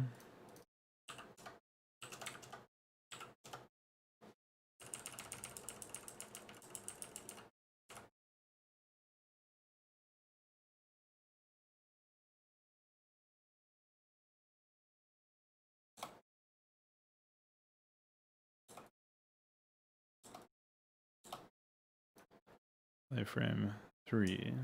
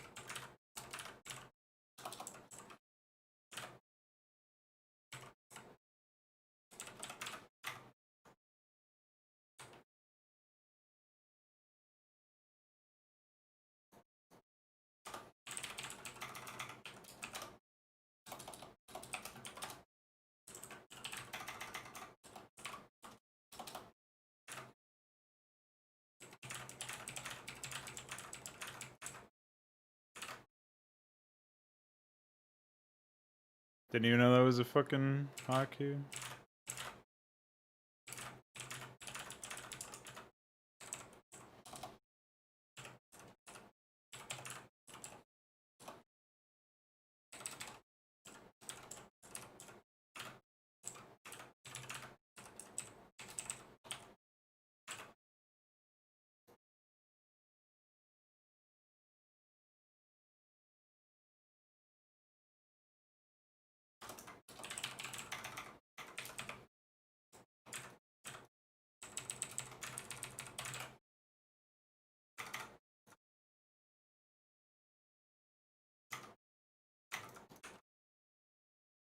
Wait, what?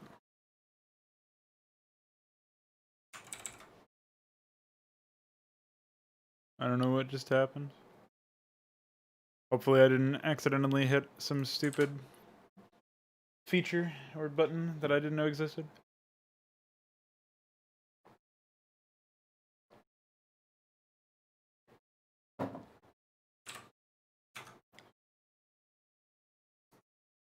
Oh yeah.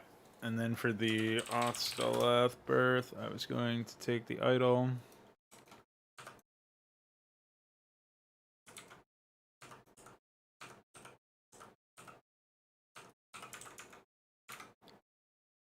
And moderately increase some stuff related to it.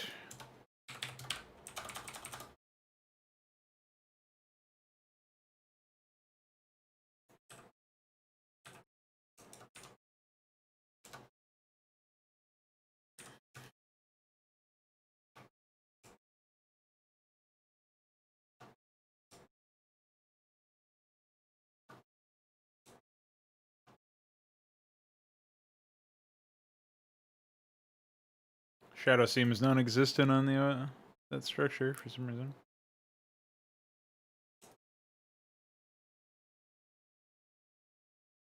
This is a pretty terrifyingly large structure, though. It's kind of cool that it's there at all.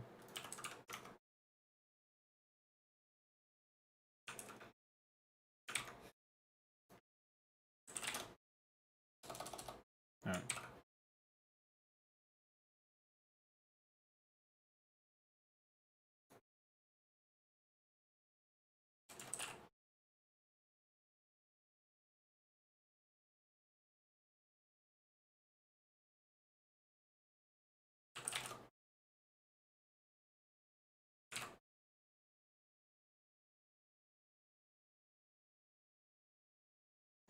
All right.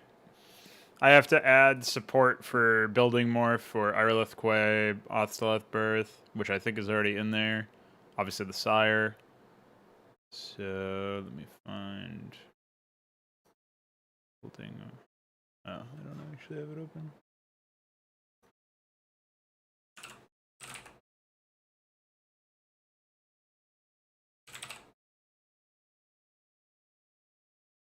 Oh, it looks like we have a Sire in here, at least.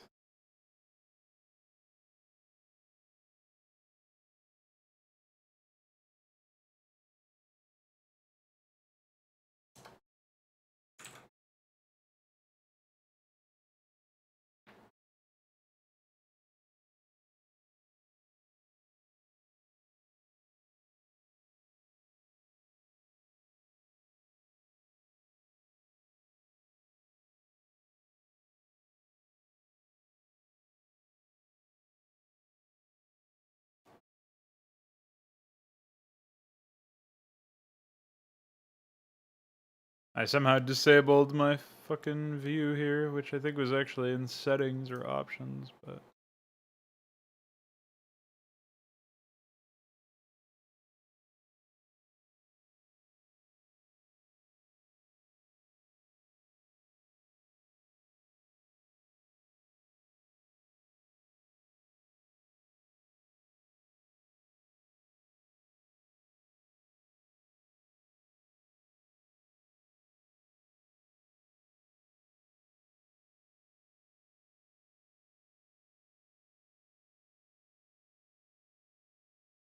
It's weird.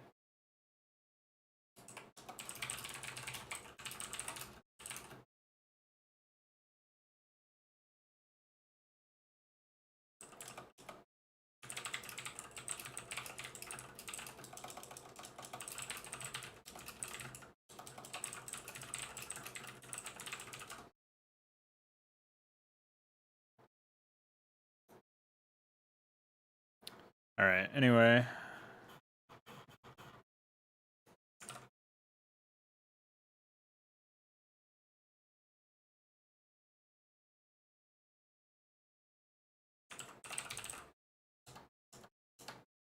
Okay.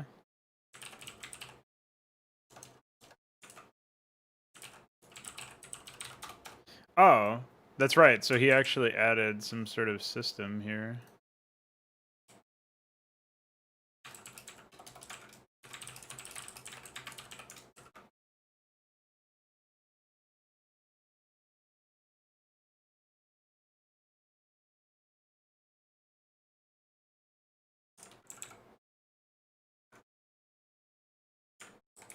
Dude, Icor's working on the fucking TBL extender, apparently.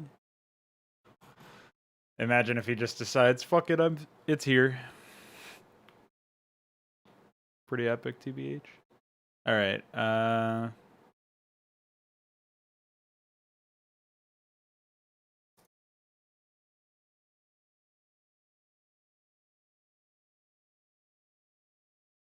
not sure where he... Oh, maybe an API? Is Erg building morph source? Okay.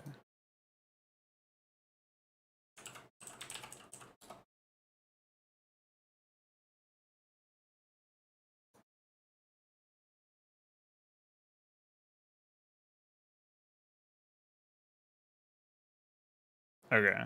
Alright, so actually, it should be fine then? Because I see source and result. And all this stuff should be fine.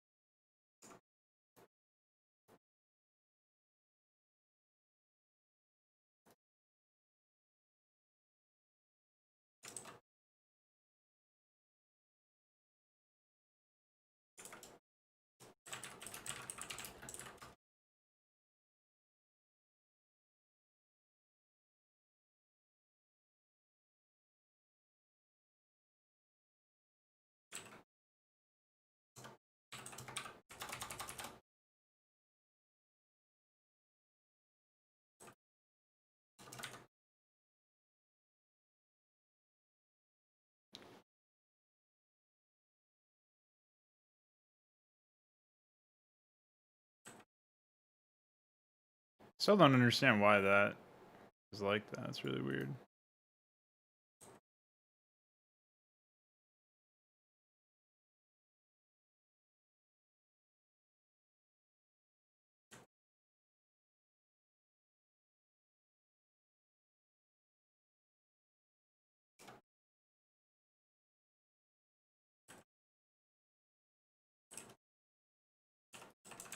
Very strange stuff happening over there.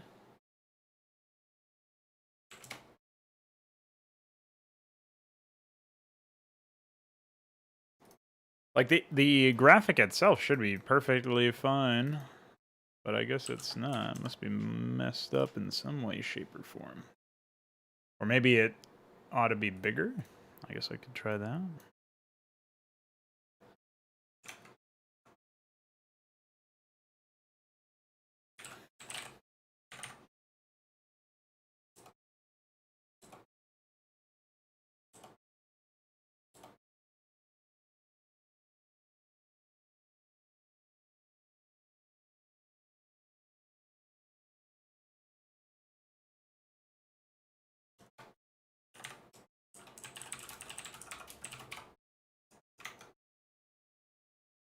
I don't even know if I have Overlord Iris in here, as a matter of fact.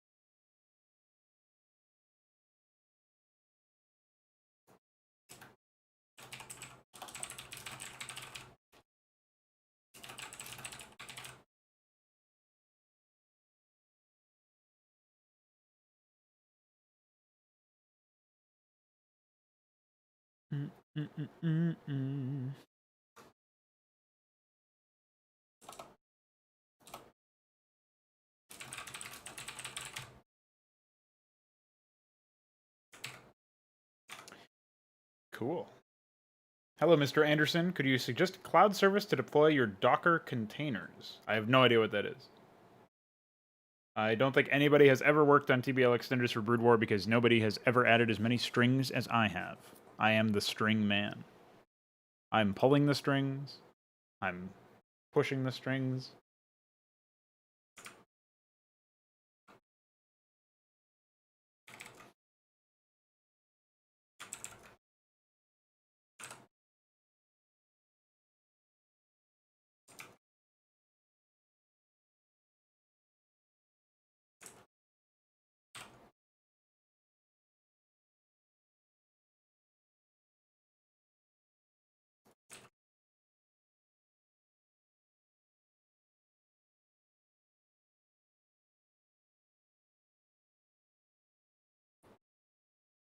Should be able to close that now.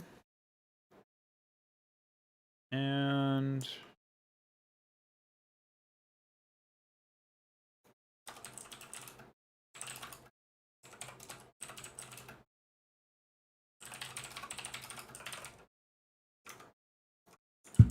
bonk.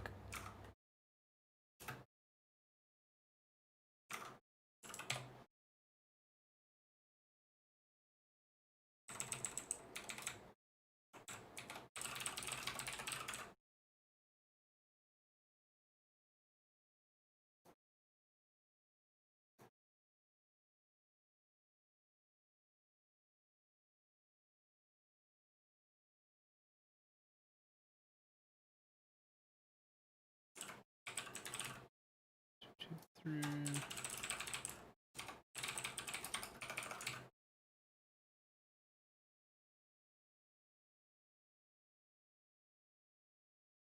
Dry dock is 2 to 5.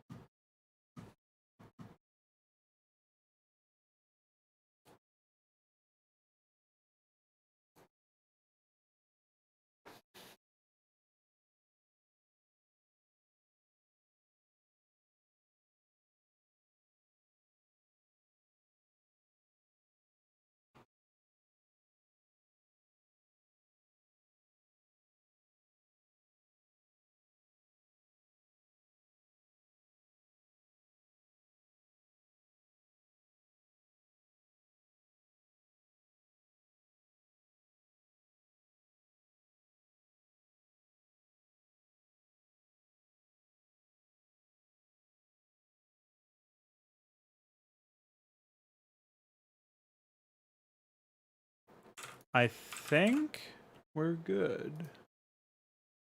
Oh, I didn't check if Grand Library was in the Protoss one.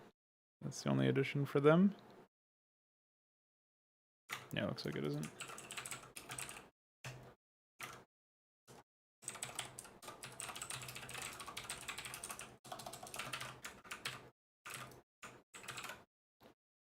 And I think we're good. Let me just check here.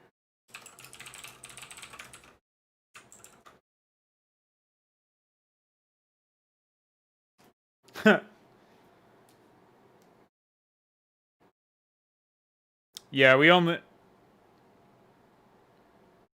need stuff for in-game strings, like buttons and stuff. Unless that's what you're talking about, is that we won't be able to use it in-game. In which case, fuck it, just see ya, nerd.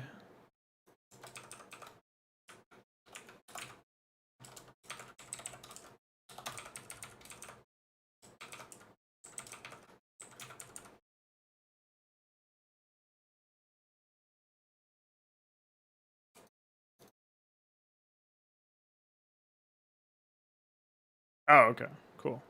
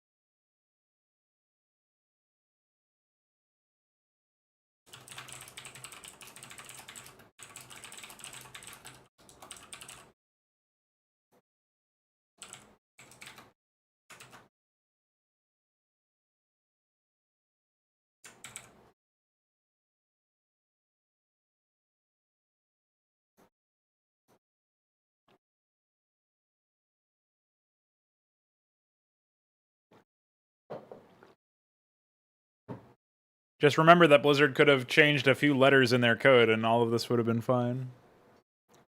Just remember that.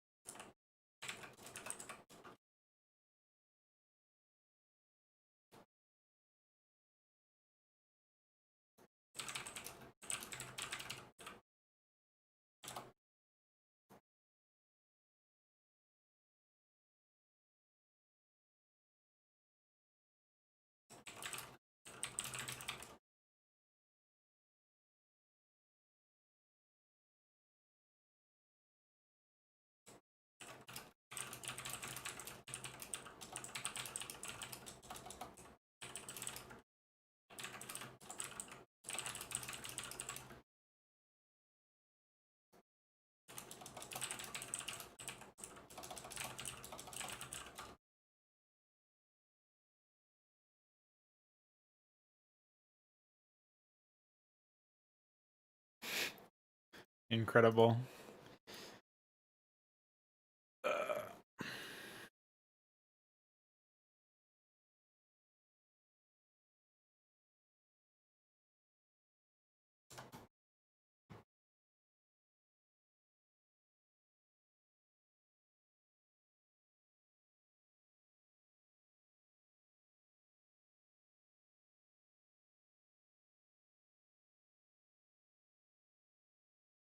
Yeah, it's a gross fucking technique.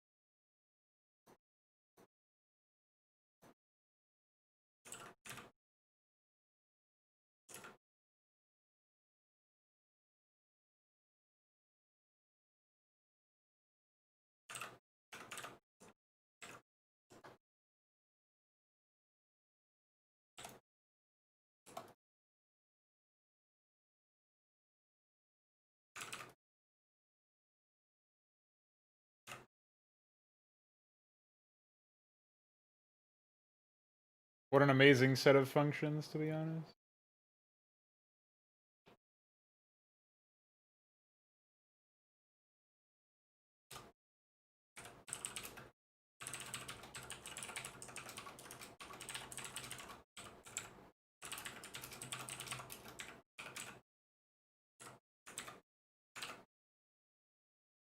Disgusting.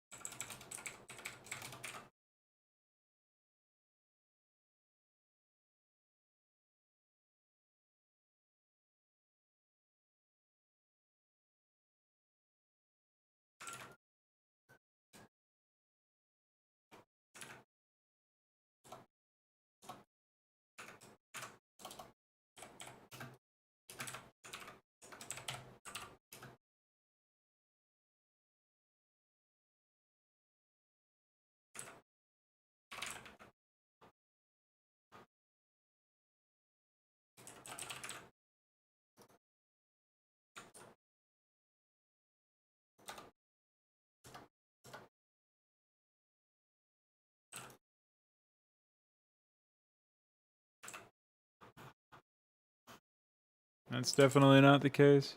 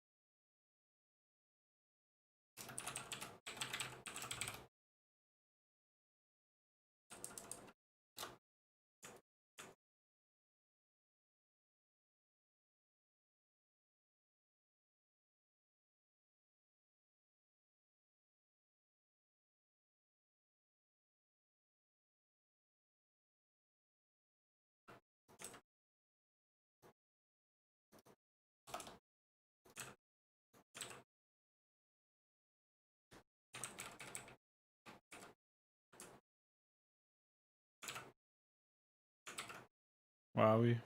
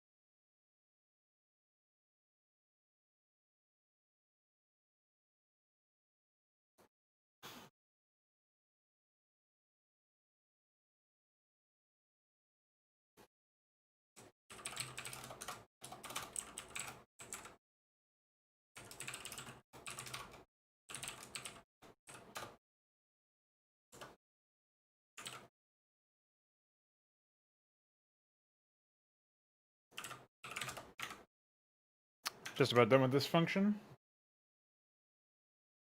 Yeah, I don't think I'll need it for anything else.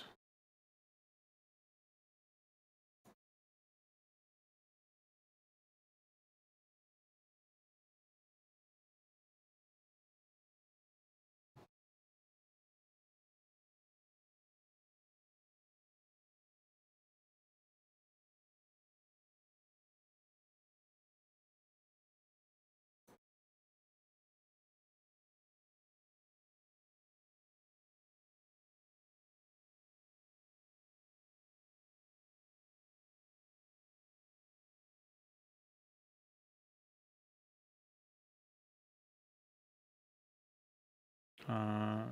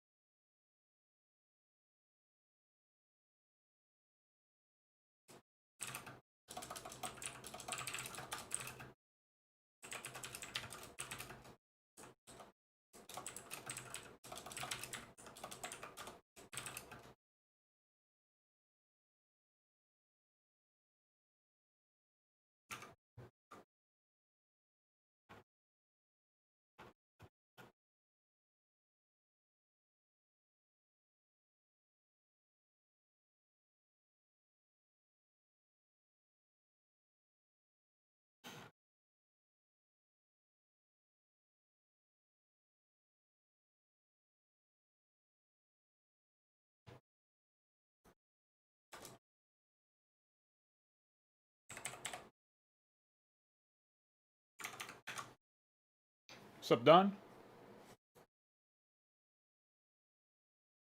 Icor gave me the information for a different style. Maybe for this I only have to push K3? I don't think so, though.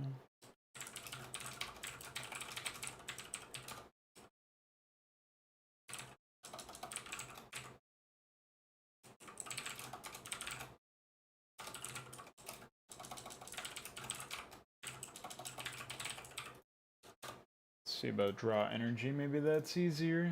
No, it's EBX. Alright. So now the only question I have is...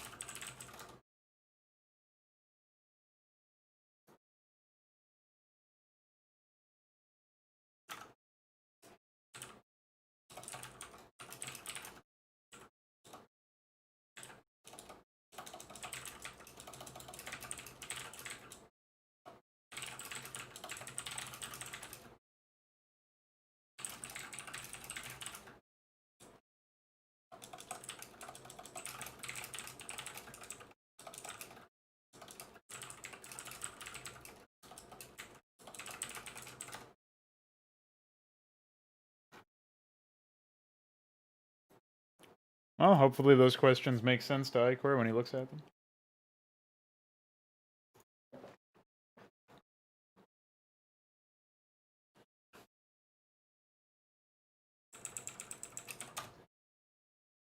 Meanwhile, I will...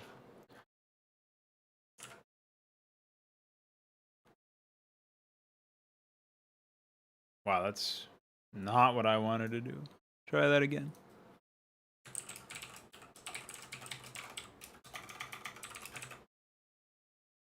Alright, what's going on here? And I gotta remove that.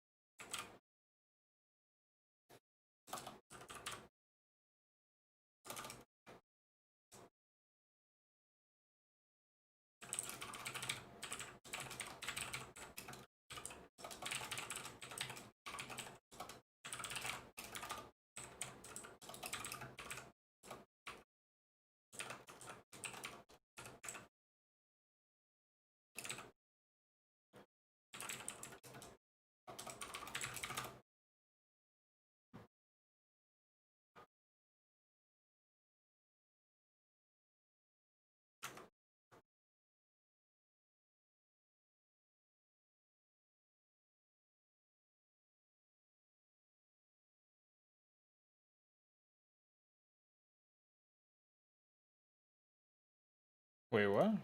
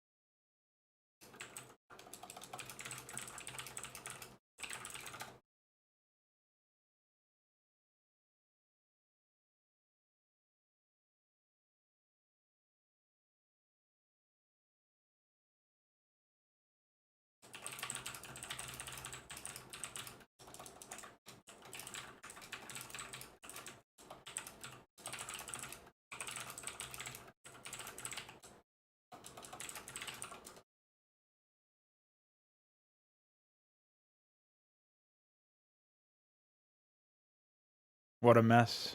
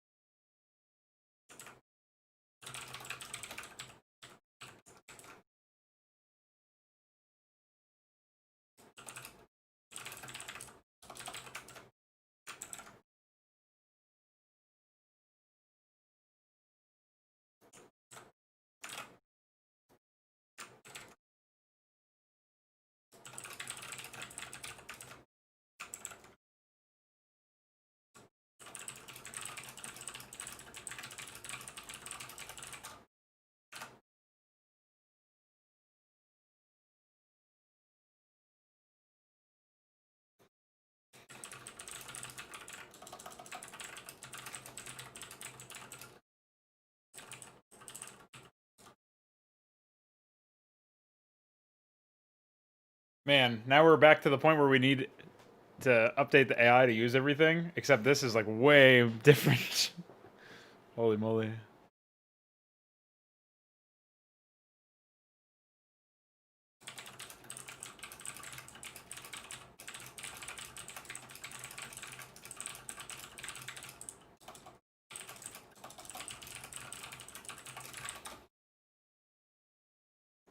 Well, no time like the present.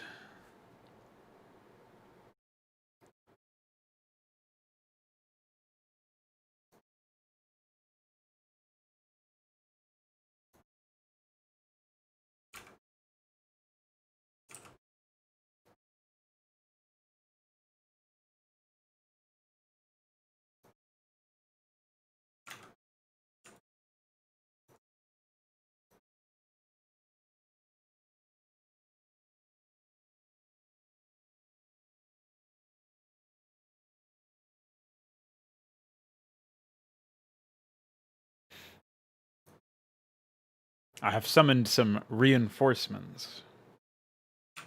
One moment.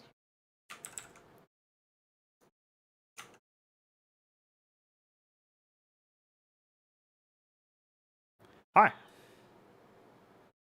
Hi. What's up, dude? Good. Give me one sec. Oh shit. I caught Veeq while he's eating food. I thought he was a Protoss. That's crazy.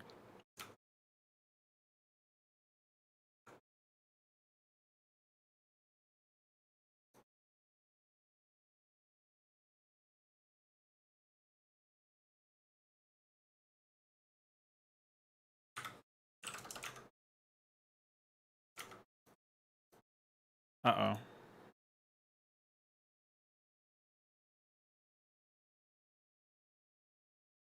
Oh. Yeah, you have summoned the programmer broodling. How do you feel about that? Programmer broodling, by the way. Yeah, you just said that you summoned someone, so I guess I'm a broodling. Yeah, It's the only summoned unit. Yeah, summon some reinforcement. Operand size conflict, by the way. Probably the type is wrong, I guess.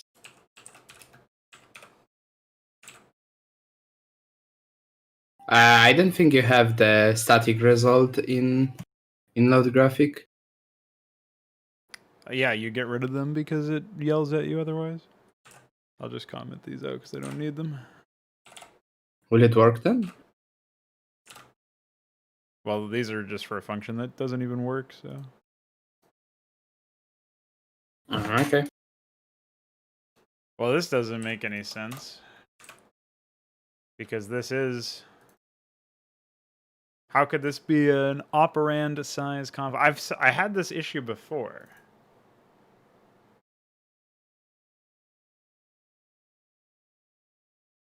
Where it wouldn't let me move the register to result for some reason. Even though the result is defined as the right thing. So Yeah, I don't know, that's weird. Oh, you don't have to use the return keyword at the end, I'm pretty sure. Nope. Never had to do that before. I know we are not like using return result in hooks, but Wait, what? I know that we are not using the return keyword in hooks. Look at all of these other ones that use return. It's always the same. If it returns a result of any kind, it always uses return. And they do the same thing. They move result EAX. So seems very strange. I remember that when I was doing the what was that? The missions hooks, the return wasn't there. So maybe that was screwed. Mischance hooks, if they were voids, they don't return anything, so like They were ints. No, I don't know.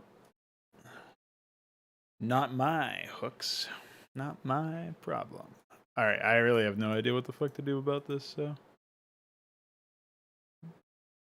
Never saw that before, except for the one time I did see it before and I forgot how I fixed it, so.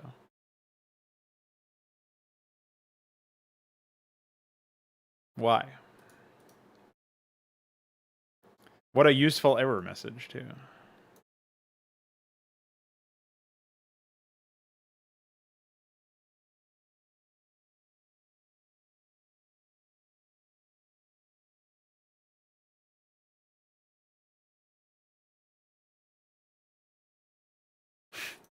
Amazing. How would you even fix that?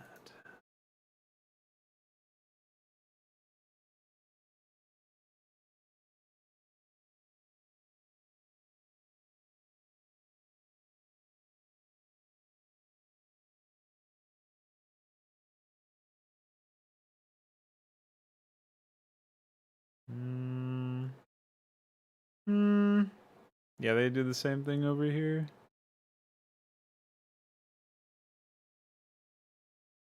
This is very weird.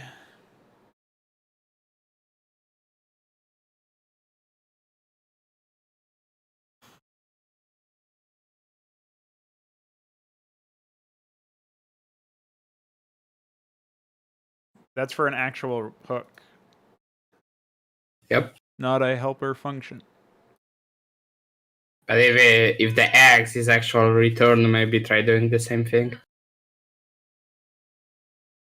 You're doing Usually, different operations in a hook wrapper versus a helper function wrapper, so it's not useful at all. yeah, you're calling the function in different way, but still you have to return it somehow. So it looks like you can either use the assembly instruction or maybe the return C++ keyword, but I'm not sure about that. No, you can't. They're not interchangeable.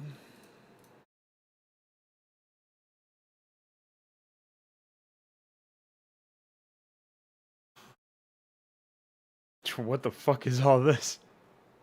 Holy moly. What was that? Oh, this is like the old function or something?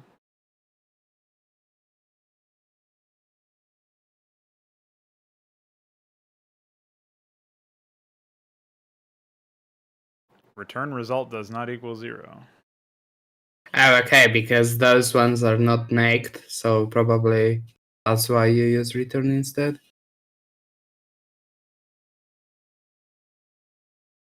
I don't get it. Oh, man.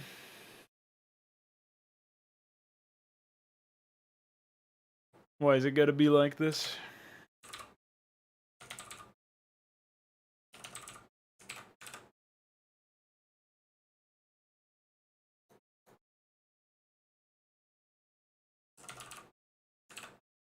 Oh, wait. I think it was only erroring me on the bools. Or at least this one wasn't erroring me.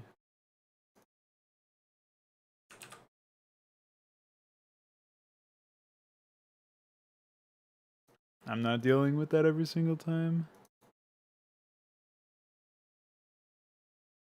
Try making the static bool static int instead.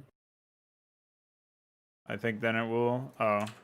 Oh, I think that's what I had to do actually, is make it an int and then cast it into bool or something stupid.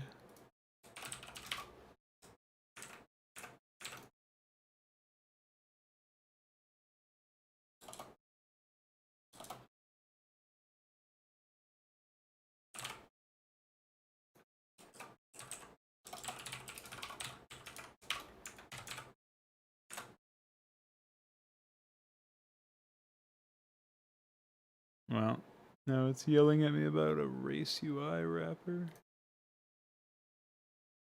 Probably because this needs to be commented out or something. That's a linker error though. I know. There you go. Fixed.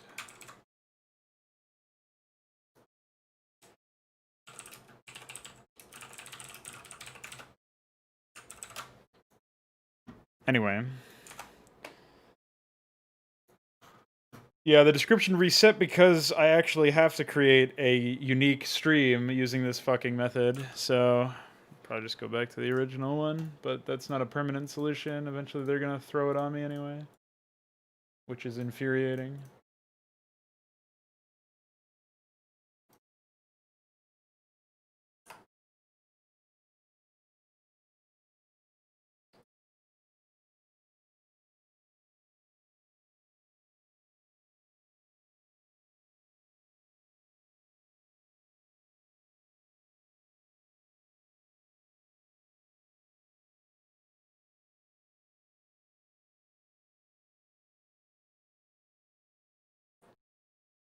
Okay. Alright. I think it's AI time, dude.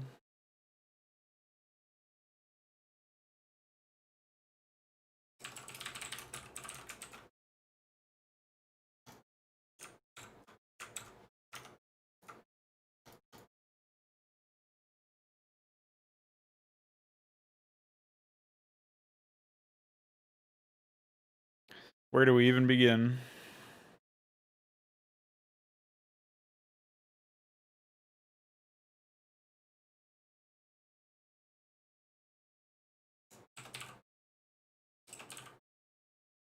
I will try doing Protoss, I guess. Yeah, they don't have that much. You'll have to add grand libraries to certain build orders, but it's mostly just adjusting tech requirements. Terrans are the ones that need to be the most smooched.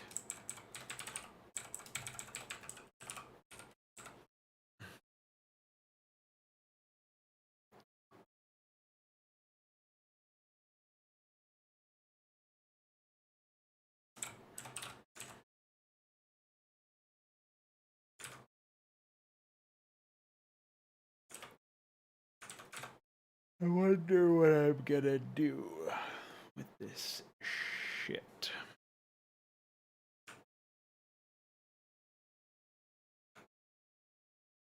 Alright, I'll just leave it as it is for now.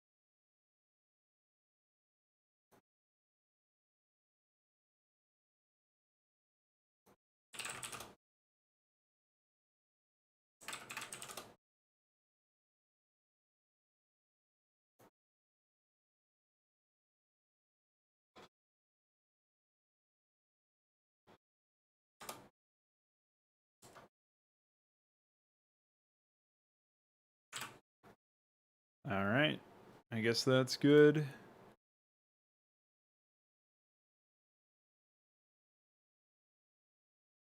Oh man. Oh yeah, all the upgrade blocks. Oh no.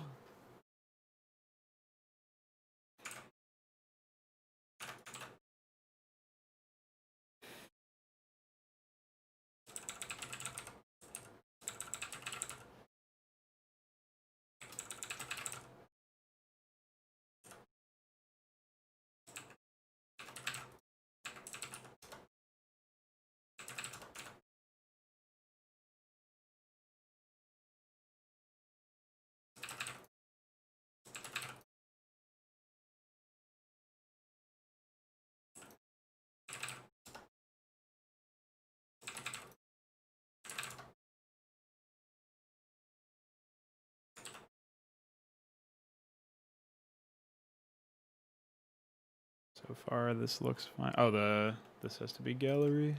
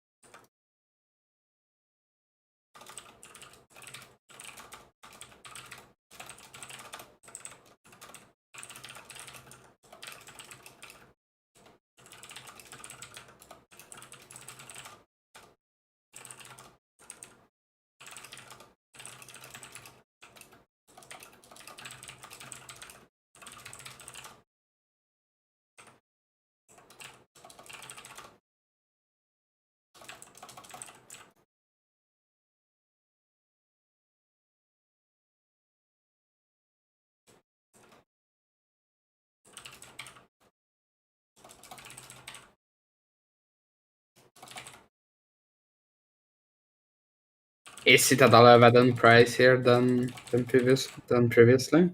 I Or haven't changed it. okay. Protoss stuff needs a lot of testing, but should work out okay, I guess.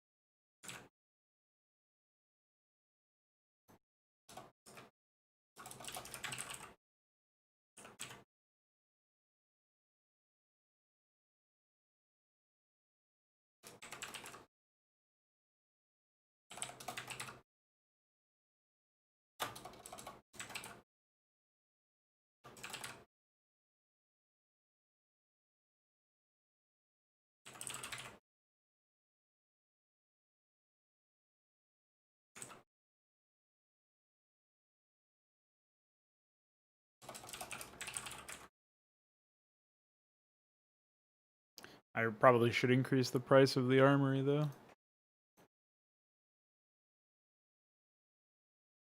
Or rebalance it, I guess, is a better way of putting it, because it's decreasing in minerals. Or one is going up when the other is going down. I don't remember which I had planned.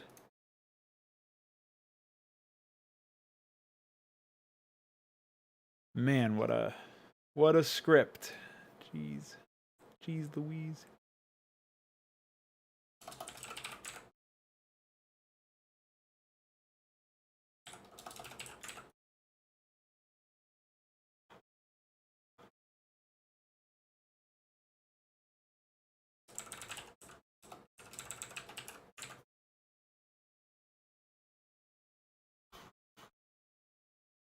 I think for now we'll also test with machine shop behind the dry dock wall.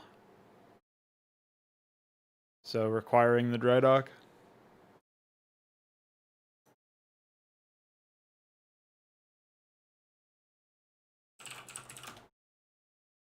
And I also think that maybe we should require engineering bay for the, and I said dry dock, I meant armory earlier. So machine shop requires armory instead of making it have no requirement. And armory and dry dock require engineering bay. That's my thought process right now. I am worried a little bit that it doesn't let you even get tier 1 upgrades until you get to tier 2 tech. But other than that, it feels pretty good. I just wouldn't want to slap the add-ons. I guess I could make the add-ons themselves require the engineering bay instead. Like the control tower, machine shop, salvo yard, and covert ops could require engineering bay. Because then you can upgrade your stuff to tier 1 Or you can go straight for higher tier units without upgrades, depending on what you want to do. What do you think about that? I feel like the tier 2 would be very gated because NGBay is actually pretty pricey. Well, yeah, that's the point, though. I just want to keep people's ability to... So I want them to be able to upgrade their shit without needing to escalate to tier 2 necessarily. But like at least a tier 1 up weapons and armor. I feel like that's a good thing to have because it's literally tier 1 upgrades. So you wouldn't want to gate it behind tier 2. But I don't think that siege tanks and like all of the units from the salvo yard and the machine shop, all the units from the control tower, all the units from the covert ops, I don't think those units should be tier 1 units. So that's kind of the problem I'm running up against right now.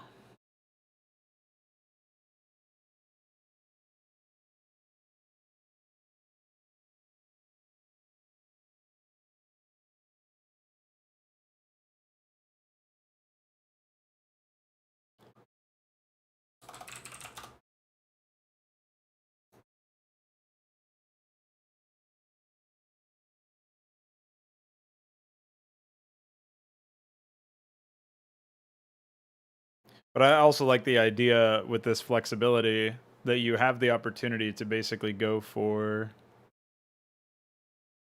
where the fuck is the engineering bay? Oh, it's down here. I like the idea that you can go for engineering bay for quick tier 2 units, or you can decide I'm going to stick at tier 1 and get like upgrade timings or something without needing to go into the engineering bay at all if you don't want to. Right, yeah, that's more sensible, but I'm still not sure if we should gate the tier 2 as much.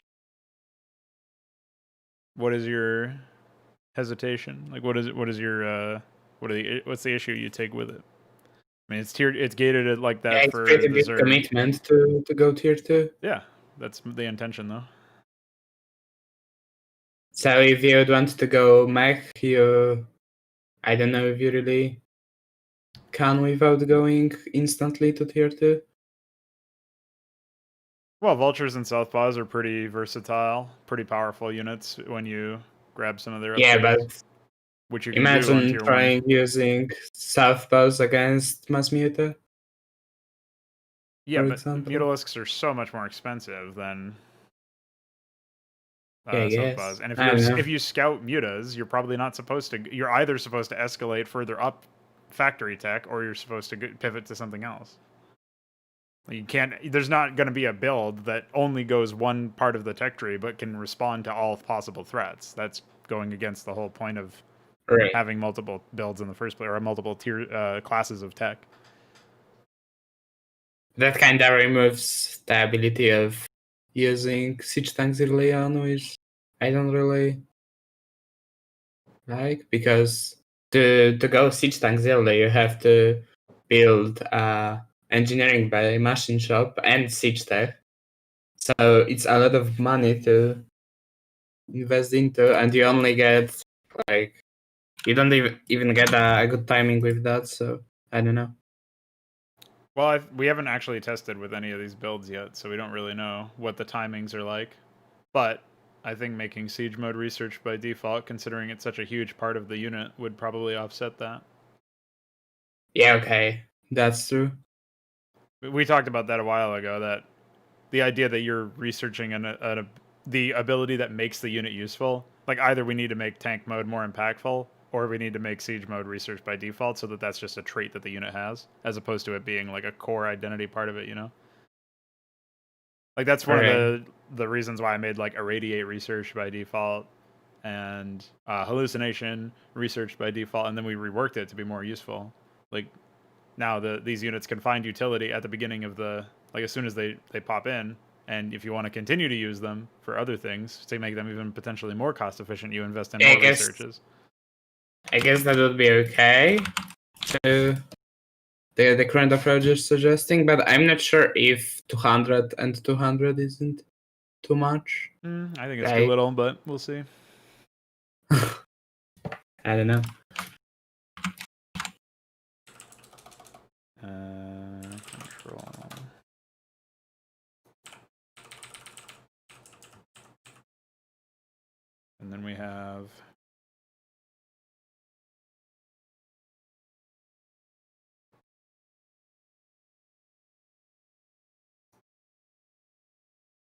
There was one other thing that I wanted to do. Oh, salvo yard. Imagine if I forgot to do the salvo yard and now paladins are tier 1. Ridiculous. Okay, so I've done that. Which means I have to now go in here and edit the stat.txt string. So have you actually made the dropship tier 1? Yeah. That's good. So are we deciding on the siege mode now, or Yeah, I think we can just make it research by default. that will mean resetting all the mobs again? Destroyed. RIP. Well, I guess I'll quickly make the changes.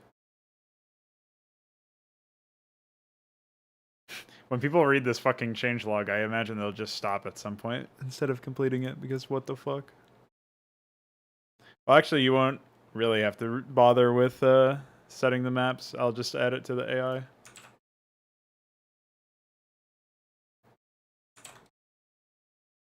Oh, probably should have kept that open. I think it was what? How will you do that? 15? Same way that I did it for everything else.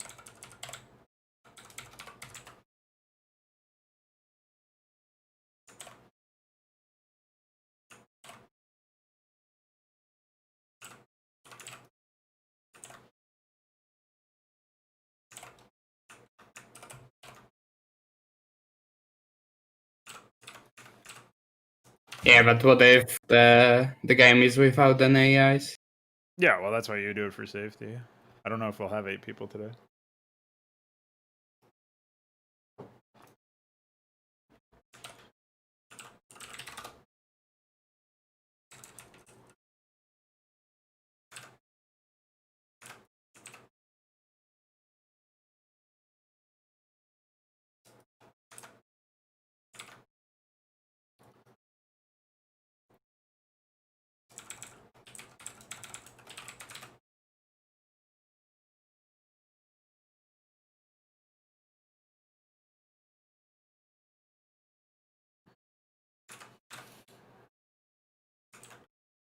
Alright, I think the only other thing I have to do for Terran upgrades is the dry dock stuff for Wraith and dropship. Everything else should be good. Of course, I have no sense for how oh, I should get rid of this.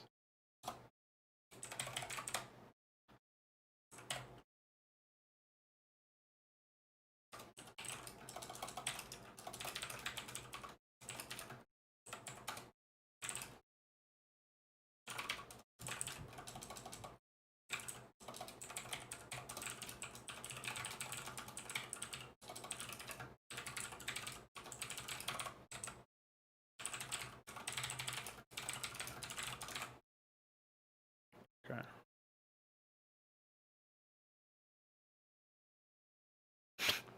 Amazing.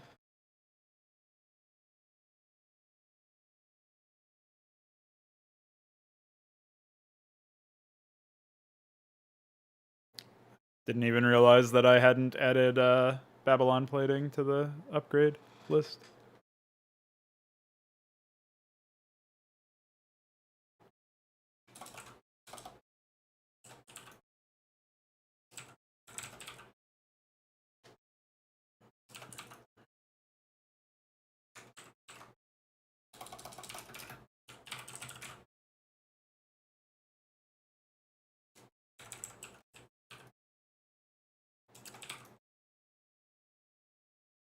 Oh.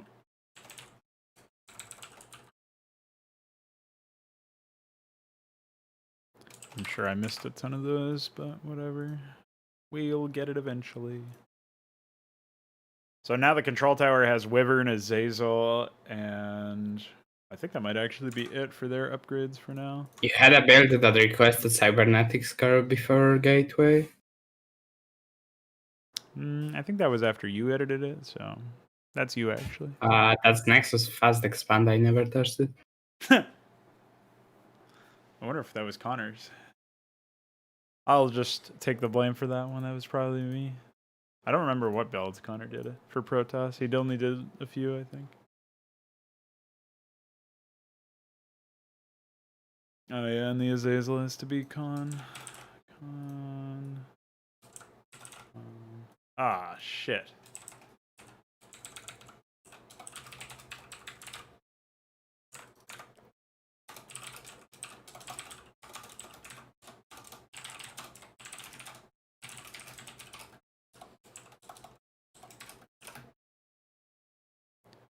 Oh, I just realized that I'm an idiot.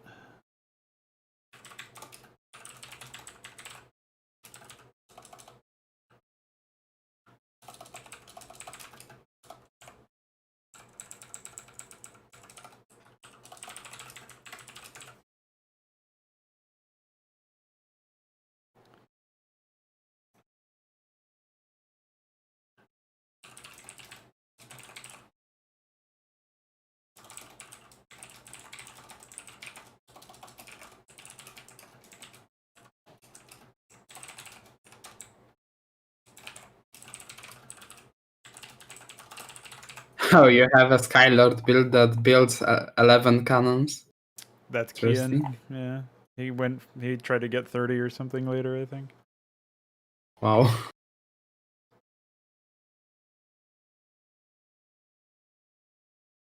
He wanted them to cannon outwards, but obviously there's no way to do that reliably.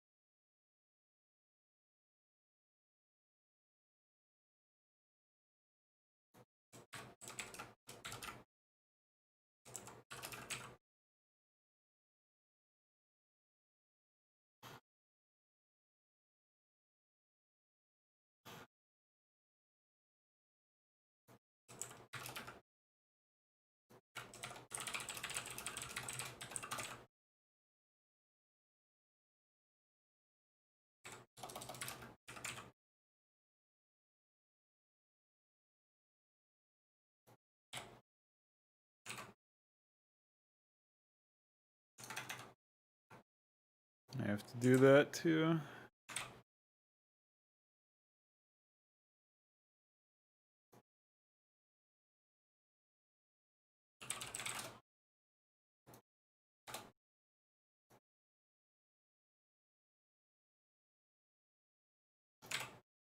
I can't believe how buggy this program is, dude. Holy moly. Fire graft, by the way.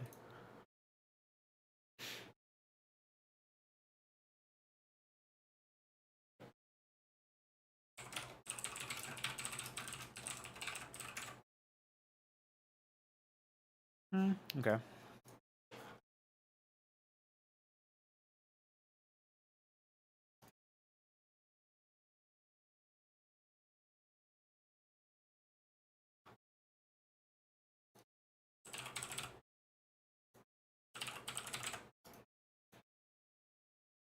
Hopefully I did everything for the upgrades.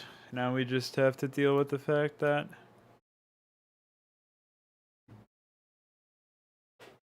Ugh.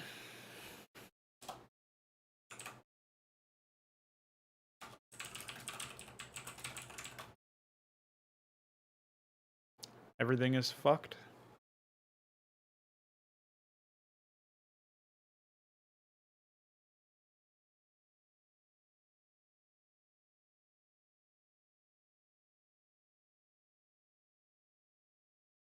I forgot I used the Maynard alias. Good one.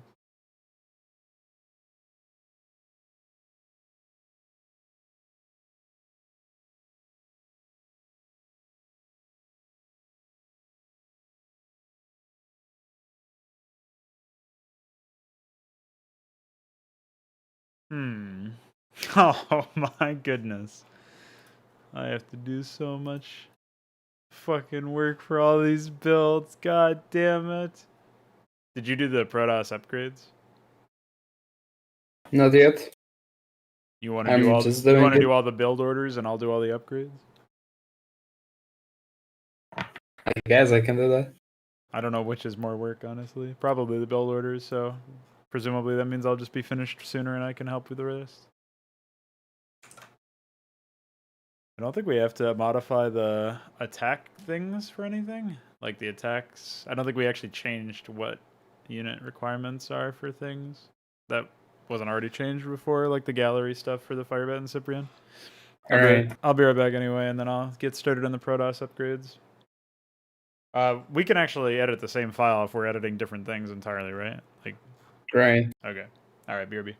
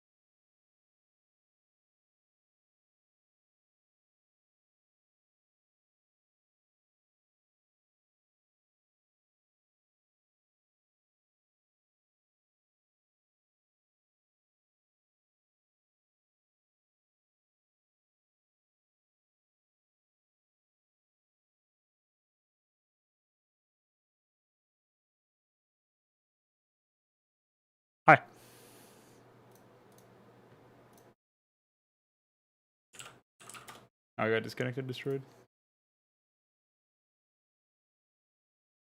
Hi.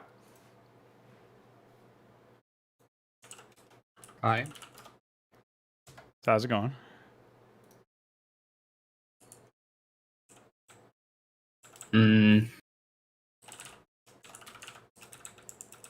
Those builds are actually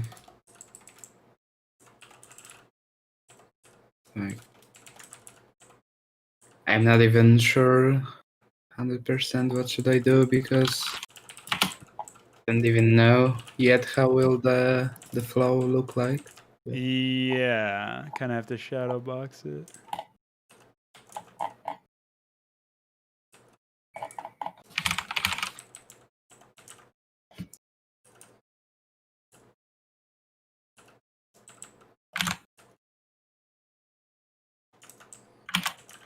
So will armory require engineering bay? No, right?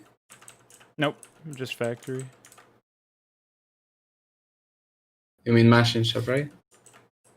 Machine shop requires engineering bay. Factory is the requirement for the armor. Right. Yes.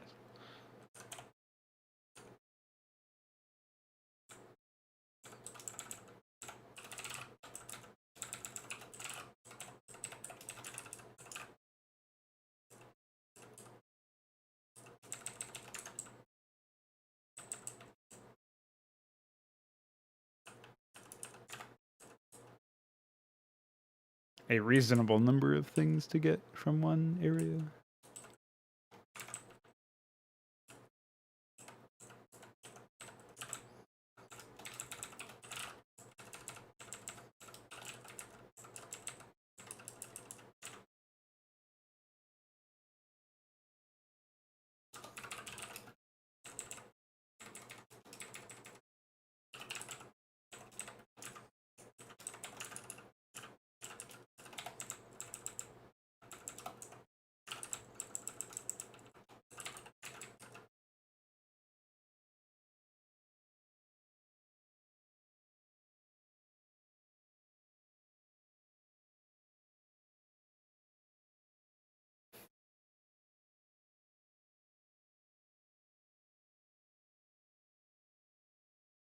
Hoo boy.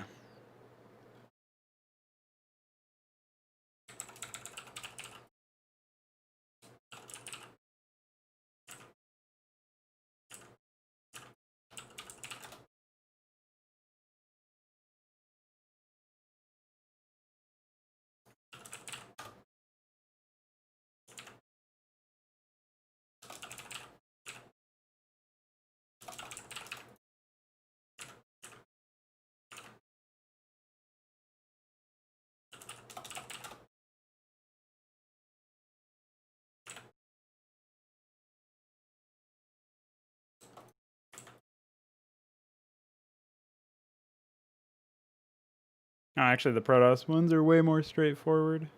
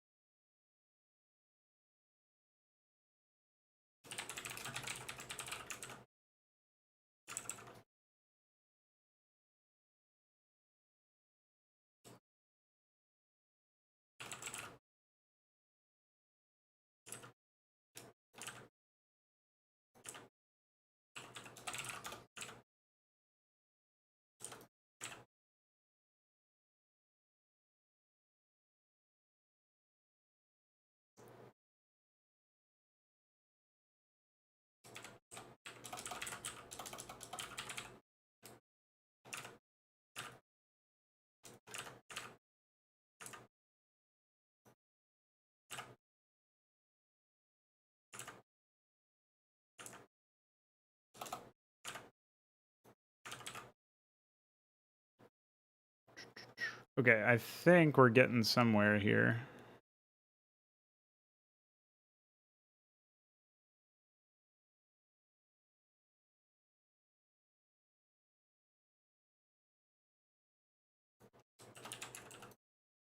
Uprising, nice name. It would be Bio Uprising.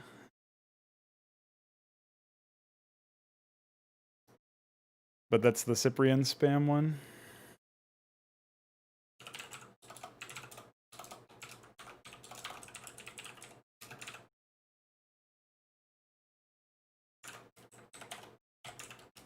AI will get fucked up because of the engineering buy, I feel like.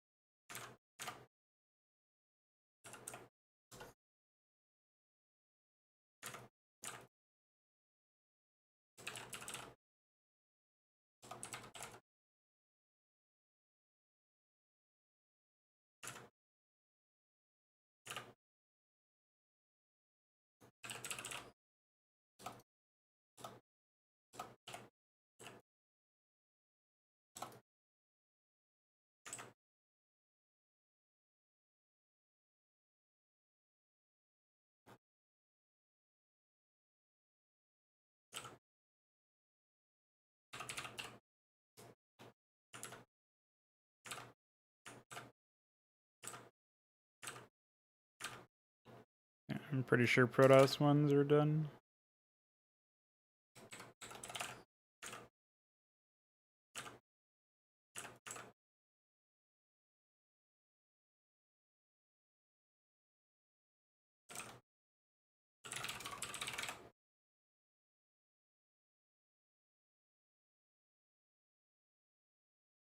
Unless I missed something. I'll actually try to compile this, just because it only makes sense. So we did... Wait, did I even do the others?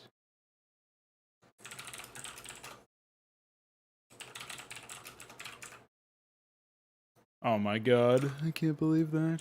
Siege.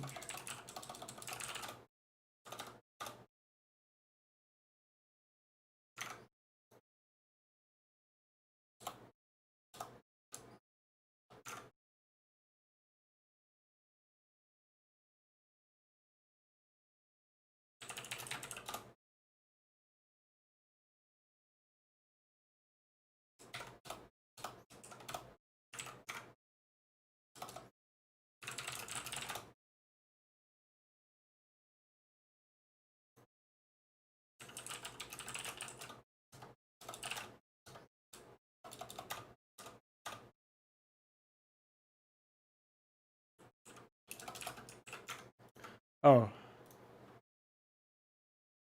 I have to edit button set CPP to unhide dropships.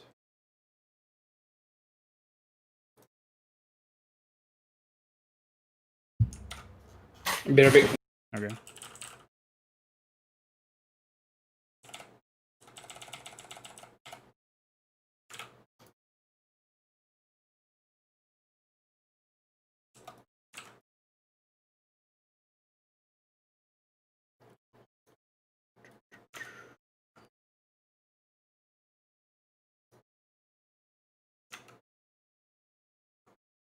But yeah, I guess I needed a string for covert ops requirement. Didn't think about that. Or control tower.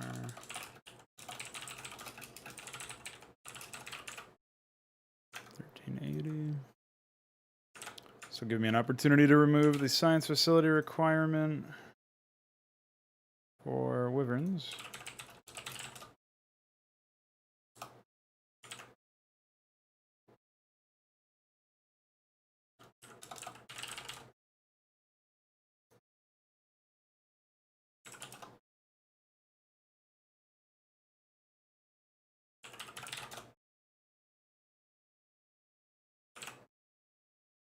Okay.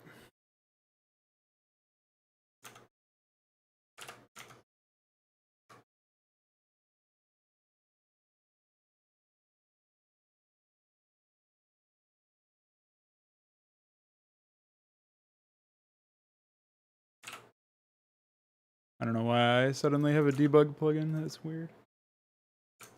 Almost as if it's a sign.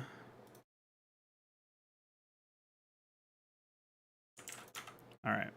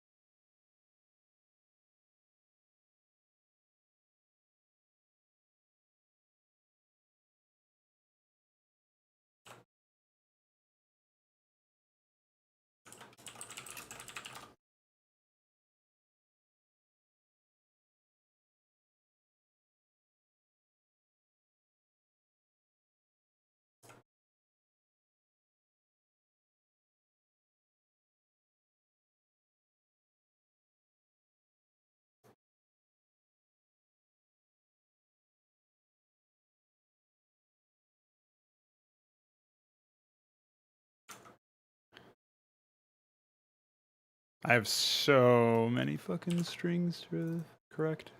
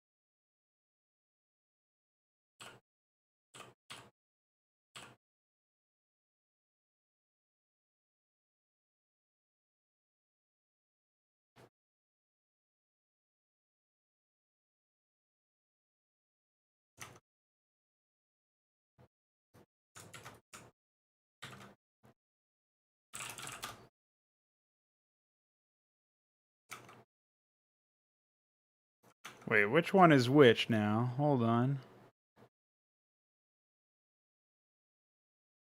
Okay.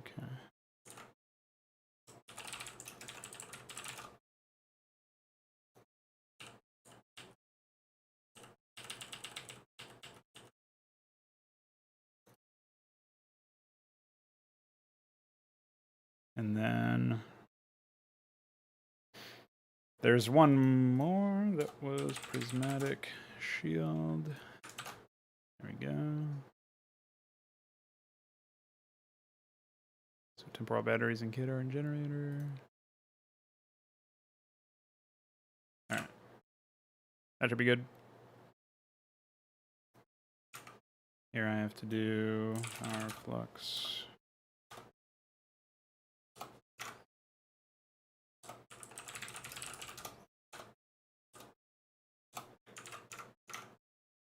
Okay. So I fixed that.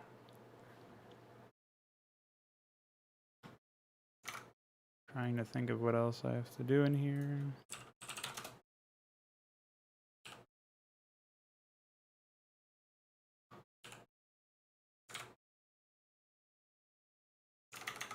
Holy moly. Okay. Jesus.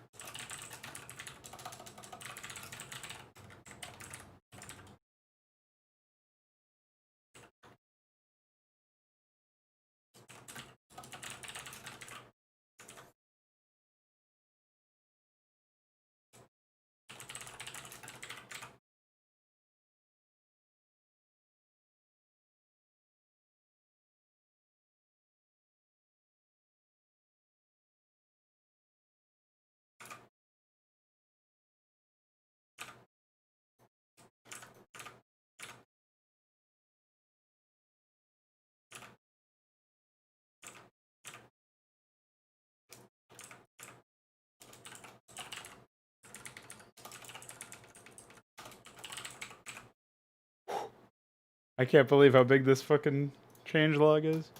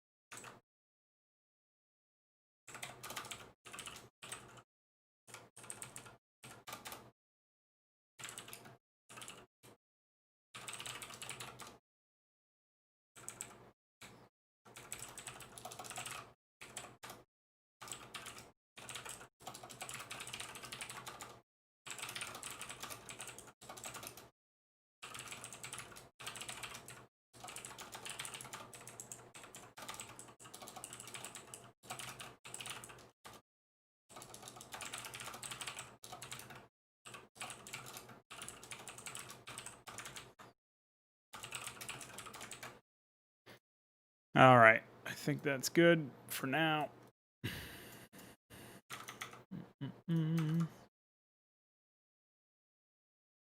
Holy shit.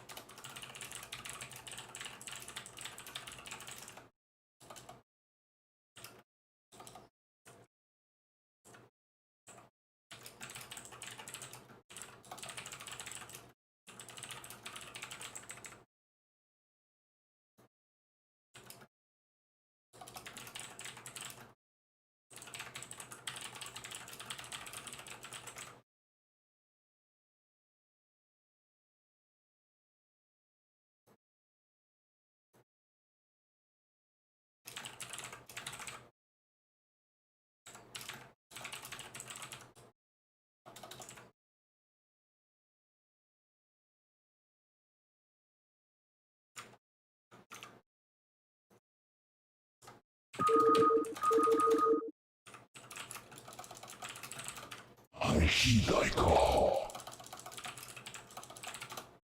Hydra.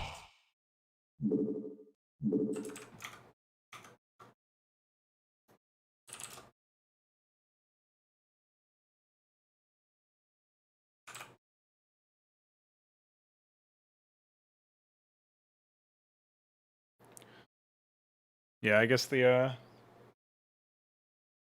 I guess that actually does not exist just yet.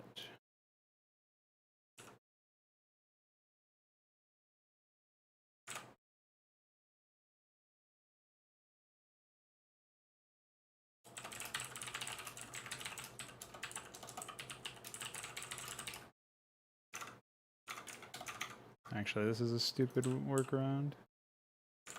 I'll just remove the button.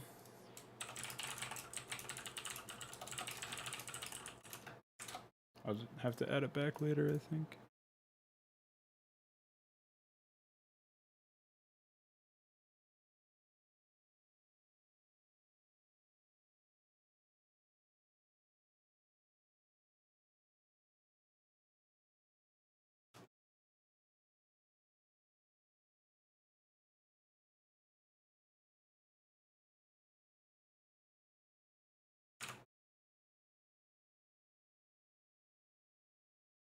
All right. Well, we'll see what happens there. That'll be for me to figure out later.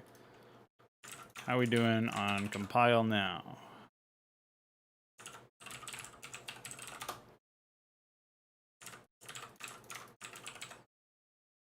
Okay, that one works.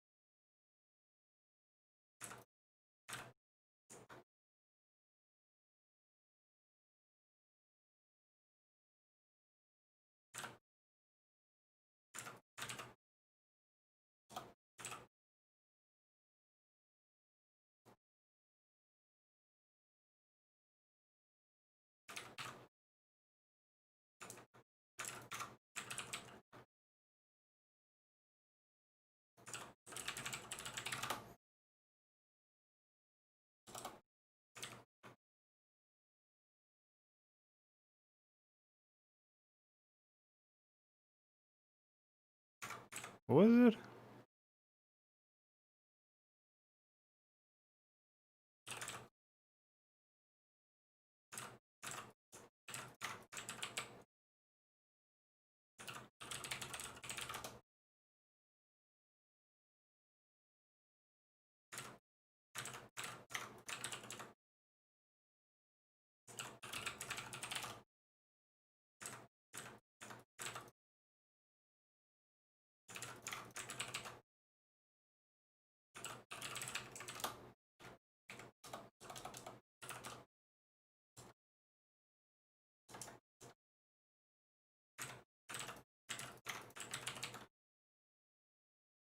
Okay.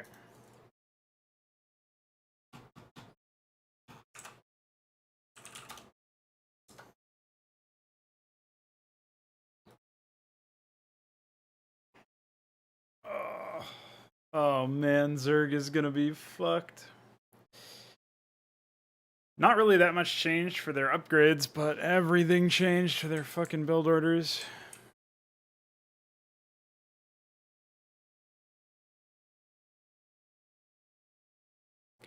No, I don't have any. I just have some local notes.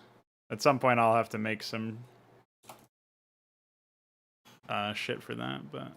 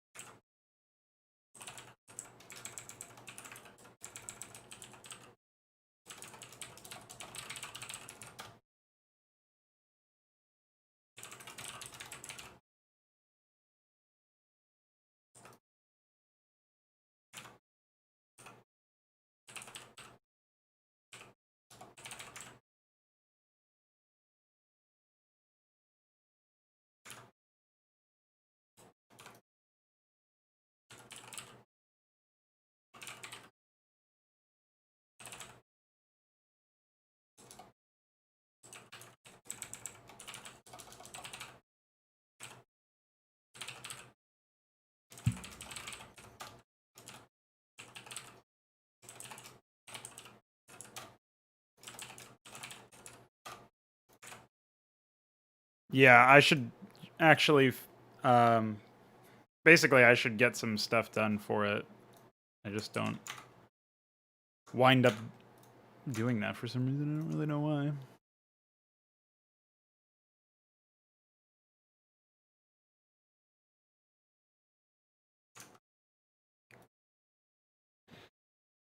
Probably because I'm always so fucking busy trying not to tear my hair out working on Hydra. So I guess I do kind of know why, but it's not really an excuse. I should make some time for that. Oh boy. I don't think I had fully opened this file or something. There we go.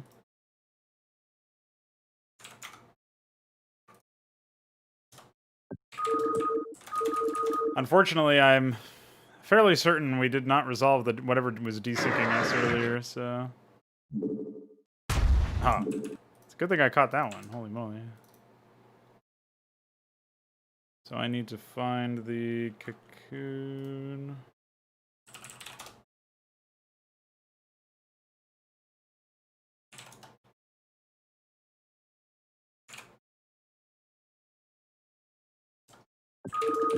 Oh. Might be helpful if I close this.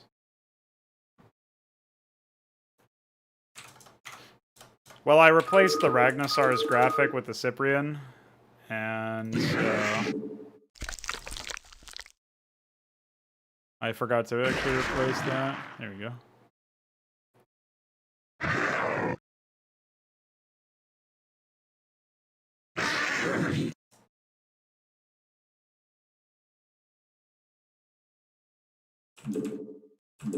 Alright. I still have to actually get the selection circles fixed. Kind of forgot about that little part, but whatever. Yeah. It's resolved now. I still need to make birth animations for all of the new Zerg units, like I did with the Gorgolith.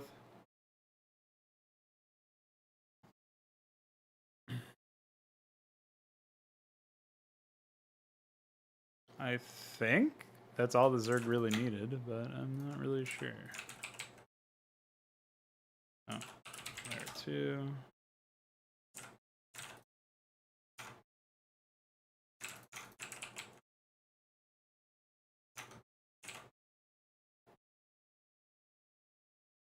Yeah, bottom line is that the AI is not quite operational yet. We'll see if Veeq decided to...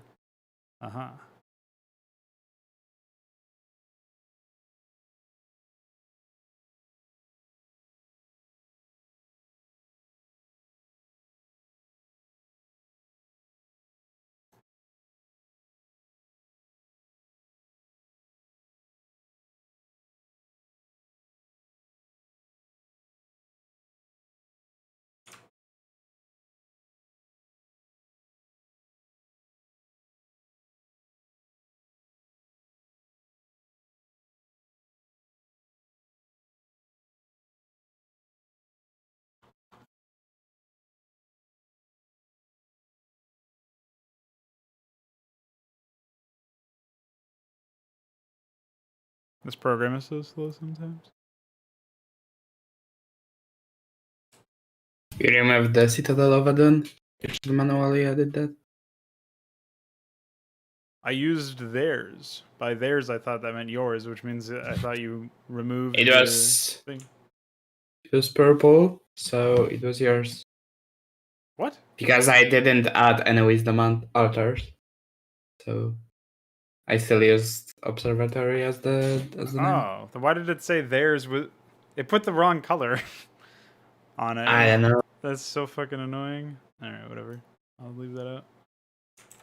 Generally, the best thing to do is to open the file and edit manually, unless it's very obvious.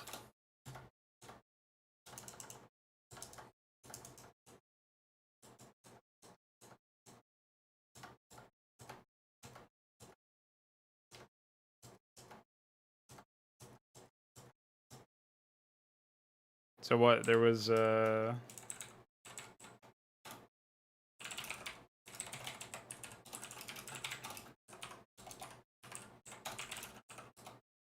something like that, I guess.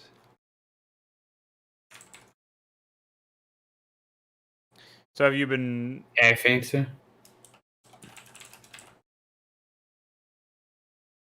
Hold on.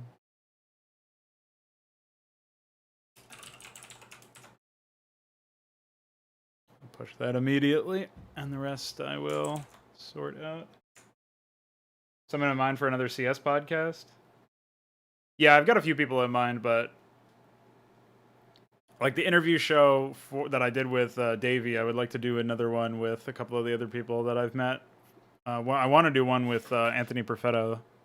I think he'll probably come on. He's the guy behind some of the better frag movies out there. I wanted to talk to him about how he's feeling regarding the scene of frag movie editing, which is very, very niche, but something I'm personally interested in. And then obviously I want to have some people on for the map makers side of the podcast, so that could be cool.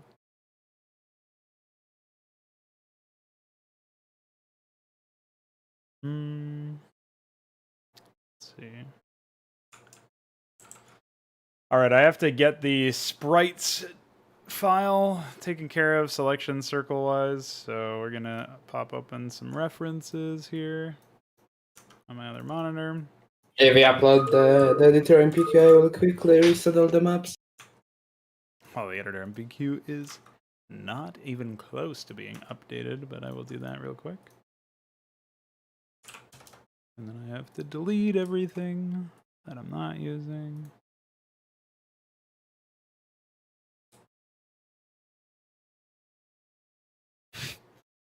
Okay, very functional program.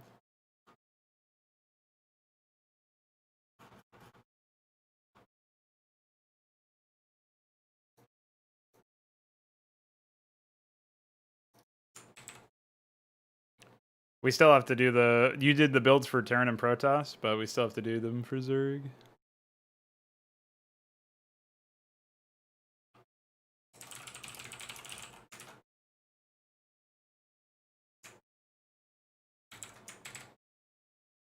Alright, it's pushing the editor MPQ now. Alright, let's go through the additions. Ireleth, that looks fine.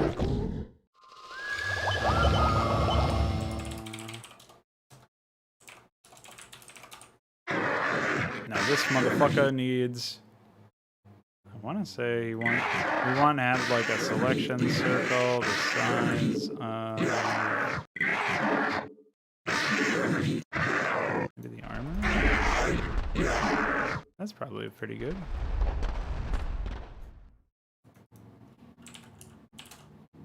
So the armory is 791.8. So we'll do. Oops.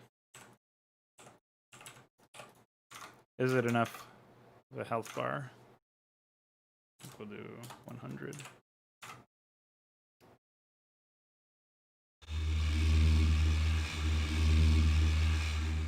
Actually, we can probably do the Nidus there.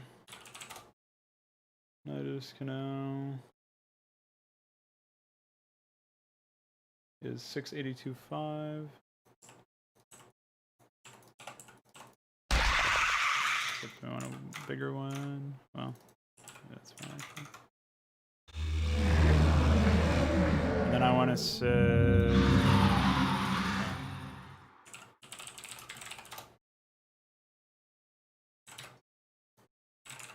Lower that a little bit. Then what? What is next? Was there anything else that we had for Zerg? Oh yeah, the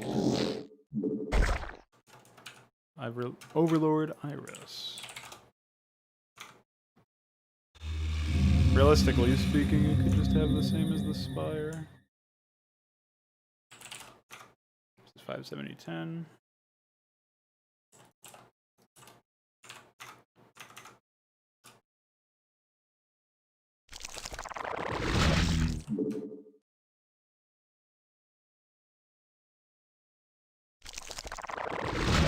And this one should be like 16 probably. Okay. So I think other than that we need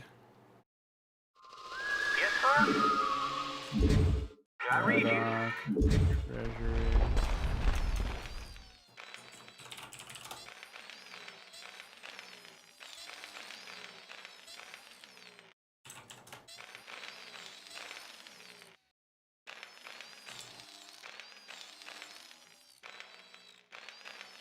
I don't even remember what the fucking treasury was.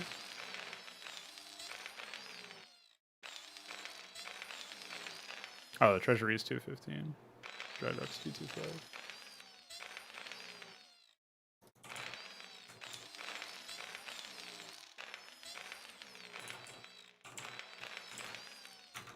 Job's finished. So Job's finished.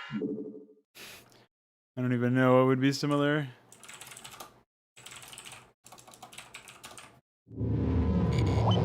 Maybe that. Still not going.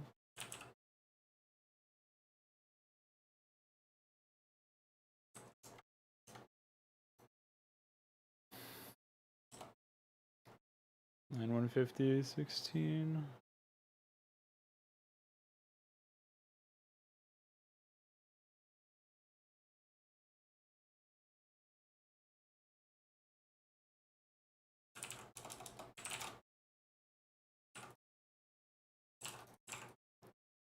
But for the treasury, we're looking at probably 8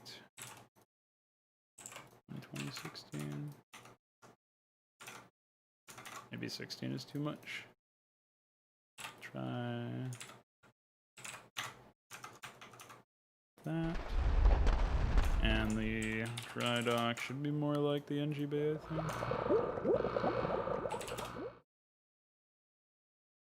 81107. Receiving transmission. Make it happen. Hailing frequencies Here's moving. my Take it fire slow. animation actually took on there.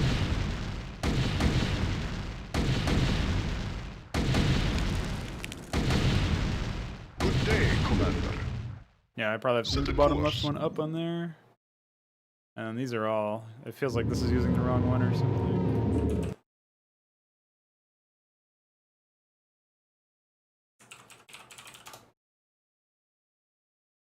No, I guess not. Okay. Oh, there is one more I have to do at least, which is the Grand Library. Your forces are under I didn't see attack. that. Grand. So I can just copy the Nexus and lower it a little bit.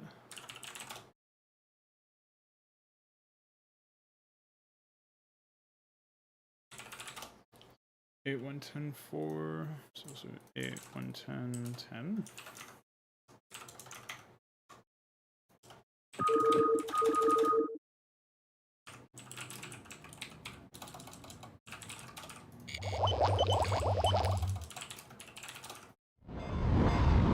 I need that to be like 16, I guess.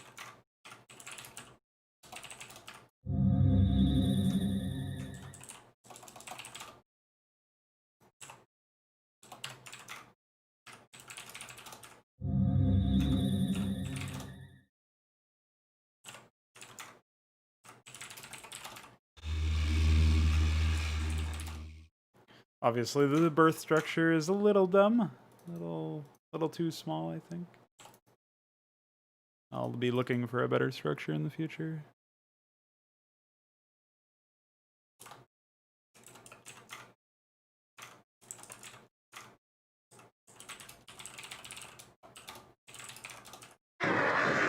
Yeah, that's fine.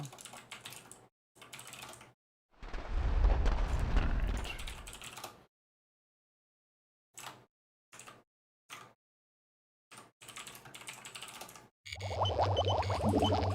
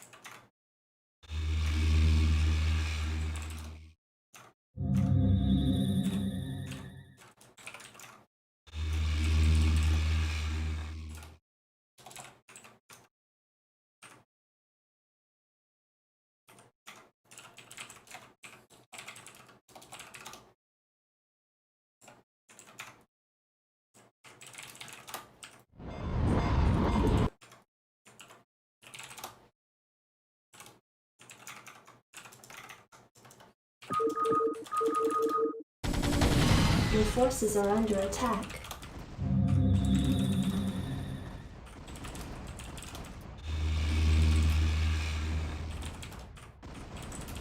Your forces are under attack.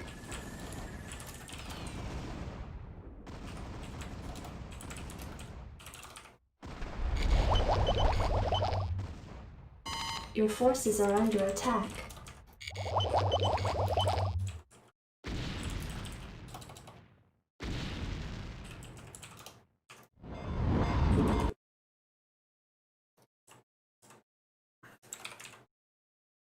I think that's alright. And then there was like a little bit for the treasury.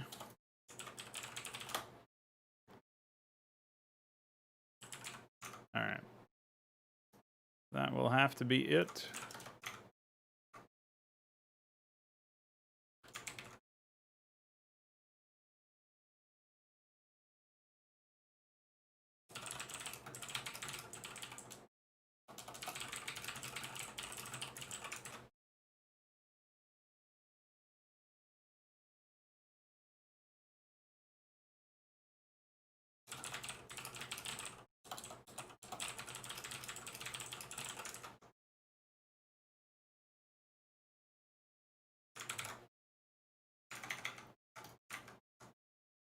All right, Veeq, what are you up to?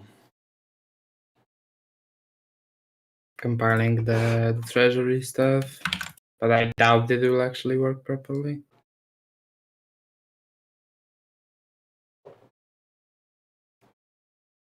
I thought it was already working.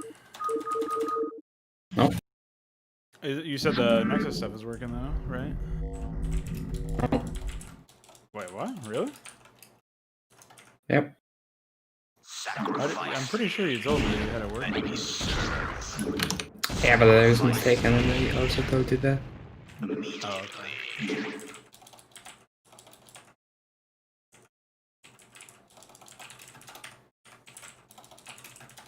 Orders, Captain? Oh, okay, I have to do that.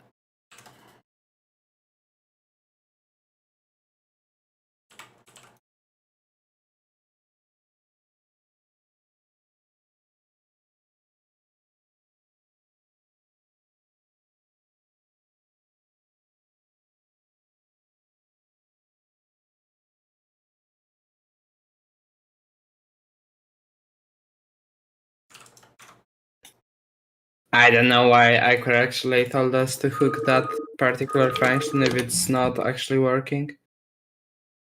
Like, it's only calculating the supplies on unit creation and death, which is totally not useful for us. Job's finished. Reporting for duty. Right away, Maybe it sir. works on minerals though.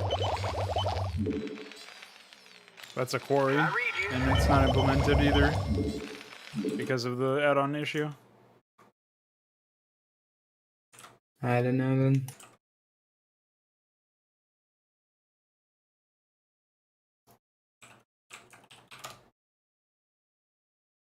Oh wait.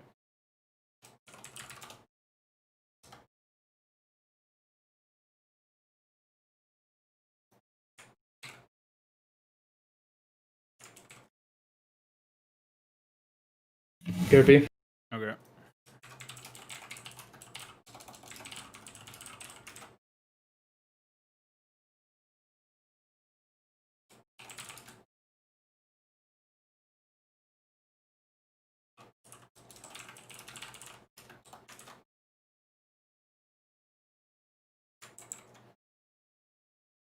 Well, it looks like we've done what we can. Once again, I've beaten the clock. So I shall be taking a quick break here. And in about 15-20 minutes, we'll be trying to not desync. So I hope you guys are ready to join me for that. I do have a little bit of time here, though, before I do go, to check out Alexander's map. Looks like he's gone for a 1v1. Let's take a look at the information. Aha. Okay, so we are playing as the Zerg in this particular case. And just a little bit of info. We don't have any locations.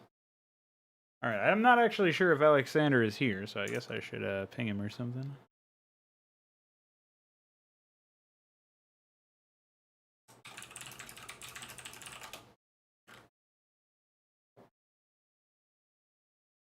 Oh, okay, cool. So what immediately strikes me is that the Zerg player does not, I mean the human player, obviously, who's playing as the Zerg, right? They do not have a close by natural. So this map thus is immediately sending the message that it's not necessarily going to be like a trivial time or whatever. I also notice you're not using any north-facing ramps, so I don't know if that's something you plan on iterating upon later. But the natural being so far away for Zerg specifically, and of course the rocky ground here that stops you from spreading creep between the two, not that that's really that big of a deal here. That's something that to me, I'm not necessarily saying it's a bad thing or you shouldn't do it. I'm just saying that if I were playing a campaign and I played as Zerg and I had this set up in the early stages, I would say, wow, I mean, I have a large amount of build space in here, which I don't really need a Zerg, but I don't have a reasonable natural to take. It almost feels like this was originally meant to be a base for Terrans or something. It's just, that would be my impression. Not necessarily that it's for Terrans, but it's much more useful for Terrans. So I would say that the environment feels not as welcoming as it could. Not that that's a bad thing necessarily. Certainly doesn't, like, if right now I think the layout generally feels very one note, but part of that is because of the lack of north-facing ramps. Pretty cramped over here, but maybe that's intentional so that you can kind of easily defend this high ground base. I'm thinking it's pretty hard for anybody to actually wrap around over here, though. This area is probably going to be a bloodbath if they ever send some tanks up on this ridge or something.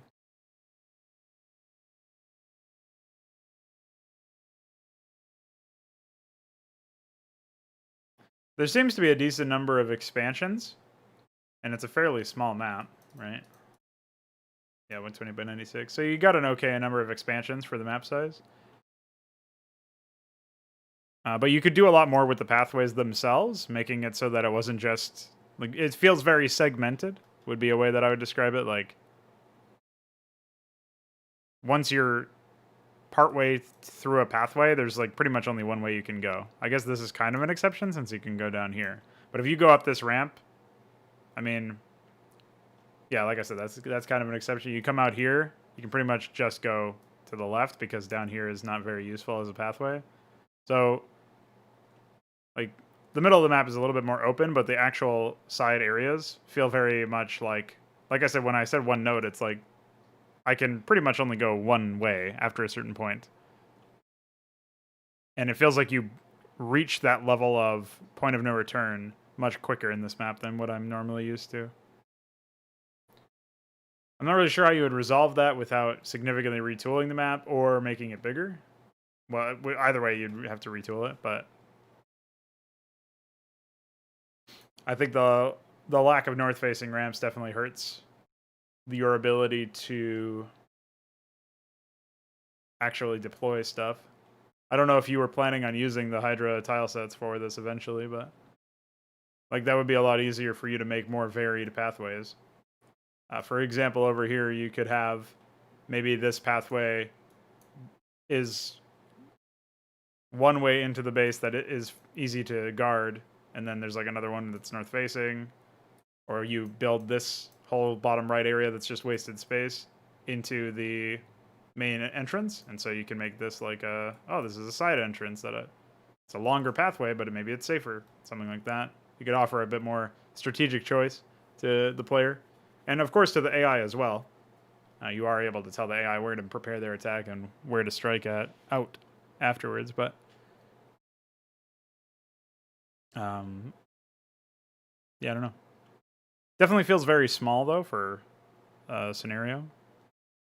But if you were just going to make it a straightforward 1v1 and you wanted to just have it be very little in terms of gimmicks and little in terms of story framing and just jumping right in, I could see the value in keeping things small scale in that regard.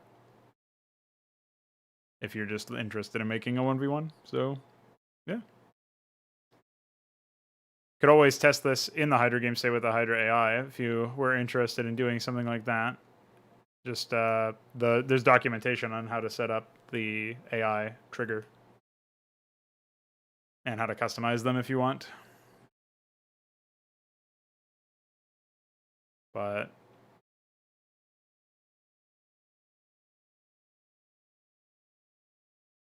trying to shadowbox what kind of strategies I would be using, even if I just assume a vanilla game state. I guess I would probably just want to go like Ling Hydra or something.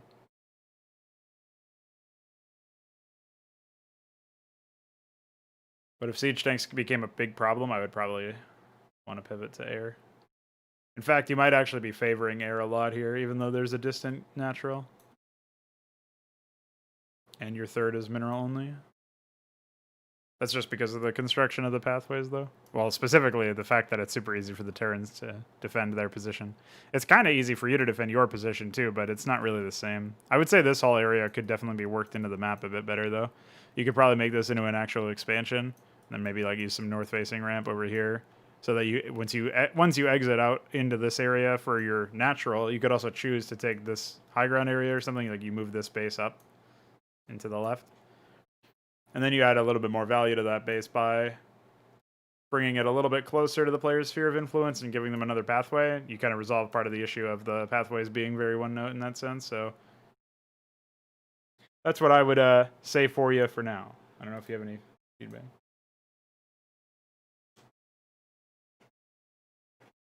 Oh, initially made for turn, yeah. When I said that, I wasn't really trying to say, like, I wasn't assuming that you had made it for Terran. I was just more so making the point that Terrans can deal a lot better with that. Whoa, holy fuck. Yeah, they can deal a lot better with this because plenty of build space for a lot of factories and stuff. You know, like Zerg just doesn't need as much of that. And so that's why I was like, oh, that's weird. It almost looks like it was made for Terran, but I mean, at the very least, you do have good amounts of resources on the map, like I was saying, so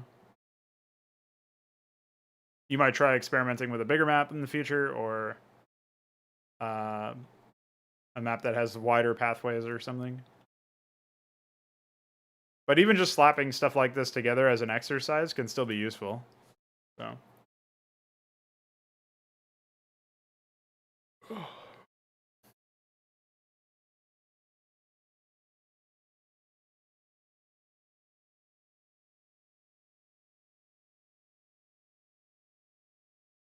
So hopefully my feedback was helpful.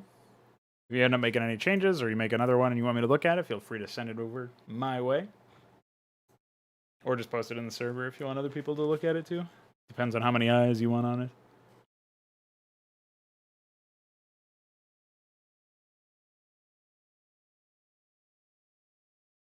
All right, well now I gotta organize my fucking patch notes here.